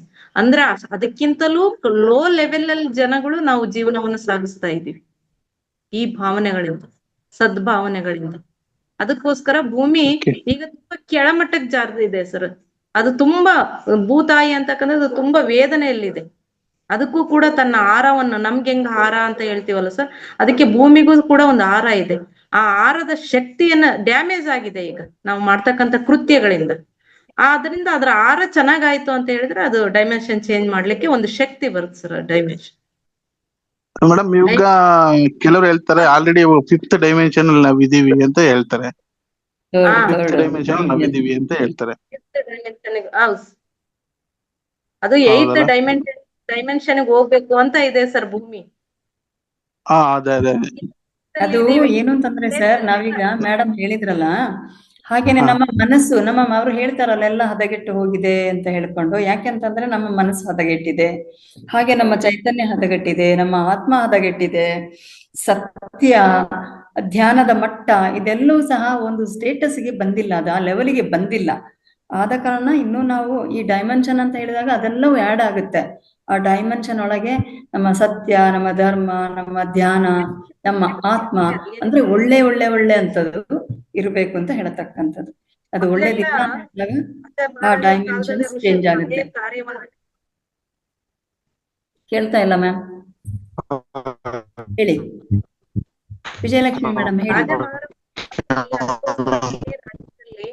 ರಾಜ್ಯದ ಶಕ್ತಿ ಕಾಪಾಡ್ಲಿಕ್ಕೆ ಅದೇ ಅವರ ರಾಜ್ಯದಲ್ಲೇ ಕೆಲವೊಂದು ಯಜ್ಞ ಯಾಗಾದಿಗಳನ್ನ ನಡೆಸ್ಬಿಟ್ಟು ಅವ್ರನ್ನೆಲ್ಲ ಆ ಶಕ್ತಿಯನ್ನು ಉಳಿಸ್ಕೊಂತಿದ್ರು ಸರ್. ಇತ್ತೀಚೆಗೆಲ್ಲ ಕಡಿಮೆ ಆಗ್ತಾ ಇದೆ ನಮ್ಮ ಜೀವನ ಶೈಲಿಯಲ್ಲಿ. ಅದರಿಂದ ಶಕ್ತಿಯನ್ನ ಕಳ್ಕೊಂಡಿದೆ ಭೂಮಿ. ಪ್ರತಿಯೊಂದಲ್ಲೂ ನಾವು ಬೆಳೆ ಬೆಳಿಲಿಕ್ಕೆ ರಾಸಾಯನಿಕ ಗೊಬ್ಬರ ಹಾಕೋದು ಕೂಡ ಅದು ಒಂದು ಭೂಮಿಯ ಶಕ್ತಿ ಕುಂದಿಸ ರೀತಿಯದು.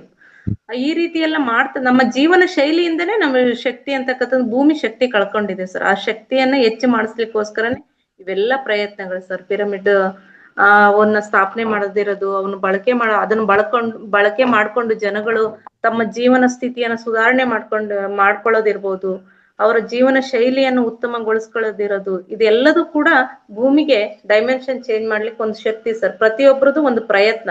ಒಂದು ಕಿರು ಬೆರಳು ಟೈಪ್ ನಾವ್ ಹೆಂಗೆ ಗೋವರ್ಧನ ಗಿರಿ ಎತ್ತಲಿಕ್ಕೆ ಪ್ರತಿಯೊಬ್ರು ಕೂಡ ಸಹಾಯ ಆಯ್ತಲ್ಲ, ಒಂದು ಕಿರು ಬೆರಳನ್ನು ಚಾಚಿದ್ರು ಕೂಡ, ಆ ರೀತಿಯಾಗಿ ಪ್ರತಿಯೊಬ್ರು ಕೂಡ ಆ ನಿಟ್ಟಿನಲ್ಲಿ ಸಾಗ್ಬೇಕು sir.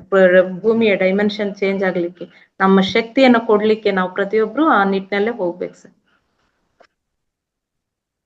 Okay, thank you madam. Veena madam ಅವ್ರು ಮಾತಾಡೋರು ಅವಲ್ಲೇ, ಅವರು ಆಫ್ಲೈನ್ ಅಲ್ಲೆಲ್ಲ ತುಂಬಾ ಕ್ಲಾಸಸ್ ನಡೆಸ್ತಾರೆ, ಆನ್ಲೈನ್ ಯಾಕೋ ಮಾತಾಡೋದಕ್ಕೆ ಎದುರ್ಕೊಂತಿದ್ದಾರೆ. ನಮ್ಮ ತುಮಕೂರಿನವ್ರೆ ಅವರು ಇವಾಗ ಮಾತಾಡೋರಲ್ಲ, ಆಫ್ಲೈನ್ ಅಲ್ಲಿ ತುಂಬಾ ಕ್ಲಾಸಸ್ ನಡೆಸ್ತಾರೆ, ಆನ್ಲೈನ್ ಅಲ್ಲಿ ಮಾತಾಡೋದಕ್ಕೆ madam. Subhadra madam, Vijayalakshmi madam, ನಮಸ್ತೆ. ರೇವತಿ ಮೇಡಮ್ ನಮಸ್ತೆ. ನಮಸ್ತೆ ಸಣ್ಣೇಗೌಡ್ರು. ತುಂಬಾ ಚೆನ್ನಾಗಿ ಹೇಳಿದ್ರಿ ಮೇಡಮ್. ಇನ್ನು ಮತ್ತೆ ಮತ್ತೆ ಕೇಳ್ಬೇಕು, ಮತ್ತೆ ಮತ್ತೆ ಕೇಳಿ ಅರ್ಥ ಮಾಡ್ಕೋಬೇಕು ಅನ್ಸುತ್ತೆ. ಧನ್ಯವಾದಗಳು. ಧನ್ಯವಾದಗಳು. ಸಿದ್ದರ ಬೆಟ್ಟದಲ್ಲಿ ನೋಡಿದ್ವಿ ಮೇಡಮ್ ನಿಮ್ಮನ್ನ. Thank you madam. ಧನ್ಯವಾದಗಳು madam. Thank you madam. Okay, ಯಾರು ಇಲ್ಲ ಅನ್ಸುತ್ತೆ. ಕಾರ್ಯಕ್ರಮವನ್ನ ಸಂಪನ್ನಗೊಳಿಸೋಣ. ಪರವಾಗಿಲ್ಲ, ಸಣ್ಣಗೌಡರು ಸುಮಾರು ಜನರನ್ನ ಹೇಳಿದ್ರು. ನಾವು ಎಳೆಯೋವರೆಗೆ ಕಾಯಬಾರ್ದು. ಆಕ್ಚುಲಿ ಅವರಾಗಿ ಬಂದು ಈ ಒಂದು ಕಾರ್ಯಕ್ರಮನ ಪ್ರೋತ್ಸಾಹ ಮಾಡ್ಬೇಕು. ಯಾಕಂತಂದ್ರೆ ಜ್ಞಾನ ಹಂಚಿಕೆಗೆ ಅವರಷ್ಟು ಒಂದು ಸಣ್ಣಗೌಡರು ಪ್ರಶ್ನೆ ಮಾಡಿದ್ರು ನೋಡಿ, ನೀವು ಕೆಲಸ ಮಾಡೋದು ಯಾವಾಗ, ಸ್ಕೂಲಿಗೆ ಹೋಗೋದು ಯಾವಾಗ, ಮಕ್ಕಳಿಗೆ ಕಲ್ಸೋದು ಯಾವಾಗ, ಮನೆ ಕೆಲಸ ಯಾವಾಗ ಮಾಡ್ಕೊಂಡು ಇಷ್ಟೊಂದು ಜ್ಞಾನವನ್ನ ಹೇಗೆ ಕಲಿಸ್ತೀರಾ ಅಂತ. ಈ ಜ್ಞಾನವನ್ನ ಕಲ್ತಿದ್ದು ಮಾತ್ರ ಅಲ್ಲ, ಅದ್ರ ಜೊತೆಗೆ ಇಷ್ಟು ಜನಕ್ಕೆ ಅವ್ರು ಹಂಚಿಕೊಳ್ತಾ ಇದ್ದಾರಲ್ಲ, ಇದು ನಿಜವಾಗ್ಲೂ ಅದ್ಭುತ. ಇದು ಒಂದು ಅದ್ಭುತ ಸೇವೆ ಅಂತ ಹೇಳ್ಬೇಕು. ಈ ಸೇವೆಯನ್ನ ಪಡ್ಕೊಳ್ತಾ ಇರುವ ನಾವು ಧನ್ಯವರು. ಜೊತೆಗೆ ಇದ್ರ ಬಗ್ಗೆ ಇನ್ನೂ ಚೆನ್ನಾಗಿ ಕಲ್ತ್ಕೋಬೇಕು, ಅಥವಾ ಅವರ ಜ್ಞಾನವನ್ನ ನಾವು ಅಪ್ರಿಶಿಯೇಟ್ ಮಾಡಬೇಕು, ನಾವು ಅದಕ್ಕೆ ಪ್ರೋತ್ಸಾಹ ನೀಡಬೇಕು. ಅವರು ಇನ್ನೂ ಹೆಚ್ಚಿನದಾಗಿ ಬೇರೆ ಬೇರೆ ಅಂಶಗಳ ಬಗ್ಗೆ ಕಲ್ತ್ಕೊಳ್ಳಿಕ್ಕೆ ನಾವು ಸಹ ಪ್ರೋತ್ಸಾಹವನ್ನ ಕೊಡಬೇಕು. ಆದ್ರಿಂದ ಇಲ್ಲಿ ಯಾರು ಜ್ಞಾನ ಹಂಚಲಿಕ್ಕೆ ಬರ್ತಾರೆ ಅವರ ಕೆಲಸ ಏನು ಸಾಮಾನ್ಯ ಅಲ್ಲ, ಇದು ಅದ್ಭುತ ಕೆಲಸ. ಜೊತೆಗೆ ಒಂದು ಹೋರಾಟದ ಹಾಗೆ ಅದು. ಆ ಪುಸ್ತಕಗಳನ್ನ ಓದಿ ಅರ್ಥ ಮಾಡಿಕೊಂಡು ಇನ್ನೊಬ್ಬರಿಗೆ ಅರ್ಥ ಮಾಡಿಸೋದು. ಸೊ ಎಲ್ಲರೂ ಸಹ ಹೆಚ್ಚಿನ ಪ್ರಶ್ನೆ, ತಮ್ಮ ಅಭಿಪ್ರಾಯವನ್ನ ಕೇಳಬೇಕು, ಅಭಿಪ್ರಾಯವನ್ನ ನೀಡಬೇಕು ಅಂತ ನಾನು ಈ ಮೂಲಕ ಕೇಳ್ಕೊಳ್ತೇನೆ. ಹಾಗೇನೆ ವಿಜಯಲಕ್ಷ್ಮಿ ಮೇಡಮ್ ಬಹಳ ಅದ್ಭುತವಾಗಿ ಹೇಳಿದ್ರಿ. ನಿಮ್ಮ ಈ ಕ್ಲಾಸ್ ಮಾತ್ರ ಅಲ್ಲ, ಪ್ರತಿಯೊಂದು ಕ್ಲಾಸ್ ನನಗಂತೂ ಎಲ್ಲವೂ ಬಹಳ ಹೊಸದೇ. ಬಹಳ ಚೆನ್ನಾಗಿ ಕಲಿಸ್ತಾ ಇದ್ದೀರಾ. ಎಲ್ಲರ ಪರವಾಗಿ ನನ್ನ ವೈಯಕ್ತಿಕವಾಗಿ ಧನ್ಯವಾದಗಳು ಮೇಡಮ್. ಹಾಗೇನೆ ತುಂಬಾ ಕಷ್ಟಕರವಾದಂತ ಟಾಪಿಕ್ಸ್ ನ ಮ್ಯಾಮ್ ಸೆಲೆಕ್ಟ್ ಮಾಡ್ಕೊಂತಾರೆ. ಅದು ಸ್ವಲ್ಪ ಕಾಂಪ್ಲಿಕೇಟೆಡ್, ಅವ್ರು ಅರ್ಥ ಮಾಡ್ಕೊಳೋದೇ ಕಷ್ಟ, ಅದ್ರಲ್ಲಿ ನಮ್ಗೆಲ್ಲ ಅರ್ಥ ಮಾಡಿಸ್ತಾರೆ. Thank you so much ma'am.